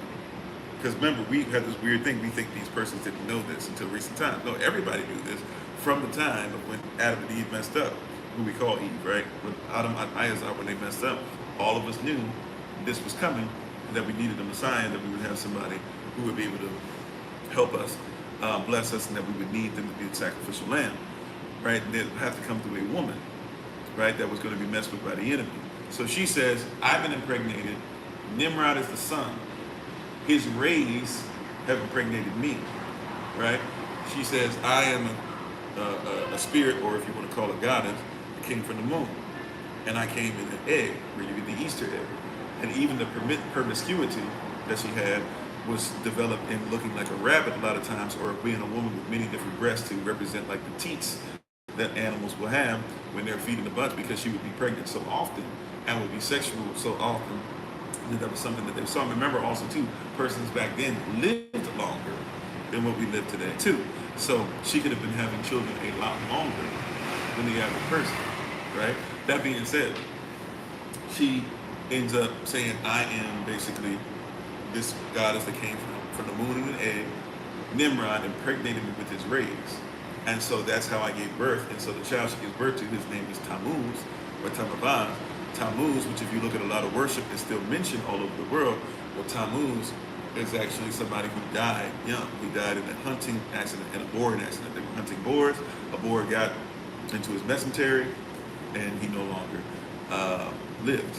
So, but up until then, she was trying to promote him as the Messiah, as the Christ. And then even after he passed away, she still kept trying to promote him. She slowly lost power over things, but her influence remained over time to where now you still will do it again the Easter. Now, once again, the mixing of iron and clay, the Christianity piece, the Roman Catholic piece, that's what they're doing there when they're talking about Easter, because you have to recall in all these different cultures, just like there's all, you might not know this, but there are many Marys. When you say Hail Mary, full of grace, all that, there's a Mary for the Philippines too. And there's a Mary for Hawaii too. And there's a Mary for the United States of America too. And there's a Mary for France too, right? There's a Joan of Arc. You just think, oh no, there's not, no, but there's a Mary, right? They pray to Mary, right? This is a cultural thing. We keep denying culture and denying the truth and the relevance of the cultural truth, right? Thank you, Babs. Appreciate you. Bless you too. So you have to recognize all these things are coming together. So if you look at this is once again all these holy days coming together, right? Where you're going to have Hallows Eve, right? The wickedness of the spirit and all that. Going through what? Thanksgiving, eradicating of people, and then flipping it again to where we think that this is righteousness and it's a way of us coming together to where now the ease of our scorning being something that's dead, or people at ease with our scorning and us being filled with contempt to ourselves, even to where we celebrate something as heathen and pagan as Christmas, as we read this in Jeremiah 10:1-5, and then even go to New Year's Eve, which is the whole thing within itself, where you have to add those two heathen gods or two heathen deities that the Greeks and the Romans had to add to be able to get 365 days out of a year, to then now get to a place where you're in Ishtar or Easter, which once again culturally is somebody who was opposed to the very belief system that you supposedly say you had in place. It's a lie. And nobody wants to honor the truth, Amat, right? But you say they that worship him must worship him in Lavak Amat, or in spirit and in truth. Well, then when does the truth come into play? Right? Even if you think that what I'm saying is not canon, but it is myth, then why is it that you won't hold the myth to a certain standard? Why is it that you can't say, culturally, we're going to make sure that the myths are accurate? Right? Like even persons who like Star Wars, you try to make sure the Star Wars myth is accurate. You know what I'm saying? Like even if you're somebody who likes Star Wars, you try to make sure at least the myth of Star Wars is accurate. You try. Right? Aren't you supposed to at least make sure the myth is somewhat accurate? So it's when we see that the lie is being told, stuff is being flipped, all this stuff, at some point we should say, yeah, this is garbage. This is not intelligent. It's not correct. It's not pure. It's not true. It is not righteous. It's not working well. We don't care about it. We don't care to tell the truth. And we should call it out for what it is. If somebody wants to keep lying, then let's call out a lie. All right? And tomorrow we'll get into this, but this is why we also need to know our truth of these holy days, because our holy day schedule gets to a place where we must recognize that we begin to remove leaven. So they go winter, October 31st, all the way through the beginning of spring, Easter for them. We go spring to the beginning of fall for our holy day season. We worship Yah all the way through, but we go different. And it's important to recognize, we'll start with this tomorrow, that you have to realize that, hey, in our culture, we believe that we start removing the leaven, which is to represent removing sin, even before the beginning of our new year, right? Then when we get to the beginning of our new year, 14 days into it, we do Passover, right? After Passover, we have to be in a place where we remove sin, we recognize the power of the blood or the doorpost or over where we live. Now that we are covered, we recognize that we have an obligation to remain unleavened, the Feast of Unleavened Bread, right? And as we remain unleavened, we also start a process of getting to a place where we are debt-free or no longer slaves. 50 days later, after Passover, you have Pentecost. Once we finish with Pentecost, we also recognize we're getting ready for basically 3 holy days back to back to back. Coming up October 3rd, what are we going to get into? First thing we're going to get into on October 3rd is what? The Feast of Trumpets. That means we're looking for a sign or listening for the trumpet to sound that we might be ready to move as Yahweh says move, right? But we go from not only that, in the Feast of Trumpets, we recognize within the Feast of Trumpets, then we have an opportunity to go to something called what? From Feast of Trumpets, we go into the Day of Atonement. If there is no atonement for our sin, then we recognize that we're still not righteous. We have to be redeemed or reconsidered, or we have to be bought with a price so that we will be redeemed or reconsidered as far as our value. And because of that, now we go into a place where we recognize it's not our eternal home, but a temporary residence that we'll be inside of. And we recognize that once a year, that called Feast of Tabernacles, to allow us to recognize that we should come together. Even if we're coming together temporarily for now, recognizing that we're going to go into a land full of milk and honey spiritually, eternally later on, we still come together to recognize and to authorize and to be excited about what the Most High has for us coming up. Amen. Amen. All right. I'm literally out of time. If I'm not careful, I will not be able to go back up and make sure that we have time to pack everything up. So I'm going to go ahead and do so. Tadai Hasadan, thank you for being on today. We will start there tomorrow. I said yesterday there was a chance we wouldn't have a live session today, but we definitely wouldn't have the 7 o'clock p.m. Eastern New York time meeting tonight. Let's just go ahead and say, because I already know I'm going to be tired. I can feel it already. And I'm going to be on the road on top of that. So by the time I be in front of you, I'll probably be of no value. So or not valuable enough to give the word, at least at that time. So if somebody else is giving the word, please support them, do that, whatever it is, SOC, but I'm going to go ahead and take the night off. Those of you who we would normally do our Northeast Regional meeting with, we'll do it with you guys tomorrow at 7 p.m. So you guys in the Northeast Regional meet up with the Carolinas, Georgia, Florida, and the Caribbean tomorrow at 7 p.m. Eastern New York time. At 9 p.m. Eastern New York time, everybody in Canada in the Central North region, we'll see you guys then. All right? So thank you all. Love you all. Love you all to life. You guys take care. I'm going to rush upstairs, pack up. I only got a little bit of stuff to pack up, but I'll pack up a little bit, and then I will probably take a short nap, and then pray for us as we try to make it back towards our abode. Appreciate, love you all. Thank you for being on. Thank you for being on to everybody on what we're on today. The podcast, Clapper, IG, Facebook, YouTube, TikTok, Lottie Dyer, everybody. We appreciate, love you. Thank you so much. We honor you, and we thank you for being on with us. And we hope that you guys have a great day, and we hope that you guys continue to do great things. Thank you, moderators. Today we were in a high traffic area, especially high traffic area as far as persons trying to come on the live session today for the algorithm. And moderators, I very much so appreciate your presence today because they came hot and ready for that garbage. But we thank you guys for being our protection and helping us to make sure that this remains clean and on track. So I'm gonna go ahead and run back inside. No shout out for today. Just know that we love you. We appreciate love you, and we honor your journey. And we will try to talk to you as much as we can. I know it's Labor Day, so some of you that I didn't get a chance to talk to this weekend, I will try to check on you if I can sometime today. But just know, once again, it's very busy in our travels, at least until tomorrow. Hopefully we'll be back tomorrow. So just pray for us, pray for those that are in need. We've been seeing sick and shut-in and stuff like that on this trip as much as possible. So pray for those that are going through. Continue to lift up Sister Sheila as well, who, as far as I know, is still in the hospital, but she's been back in the chat a couple of days. So praying for her and her continued health and recovery. And literally, I got like 5 minutes, so let me go ahead and run upstairs. Love you all to life. Take care. We give our honor and praise to the Most High. We give our praise and honor to him for my wife, the Honorable Alma, who lives a life today to be honored. We'll see you guys tomorrow. Thank you for coming over from Early Rising Bible Study session earlier as well. And be safe on your travels for Labor Day. As always, it's been Pastor Kofi. And remember, as always, that you are loved, you're necessary, you're majestic, you're fearfully, wonderfully made, and you, which is all of us working together, will be the reason why people who are in the system no longer have to be of it. All right, Shalom, family. Take care. Be safe. Peace. Love y'all. Don't let nobody tell you any different.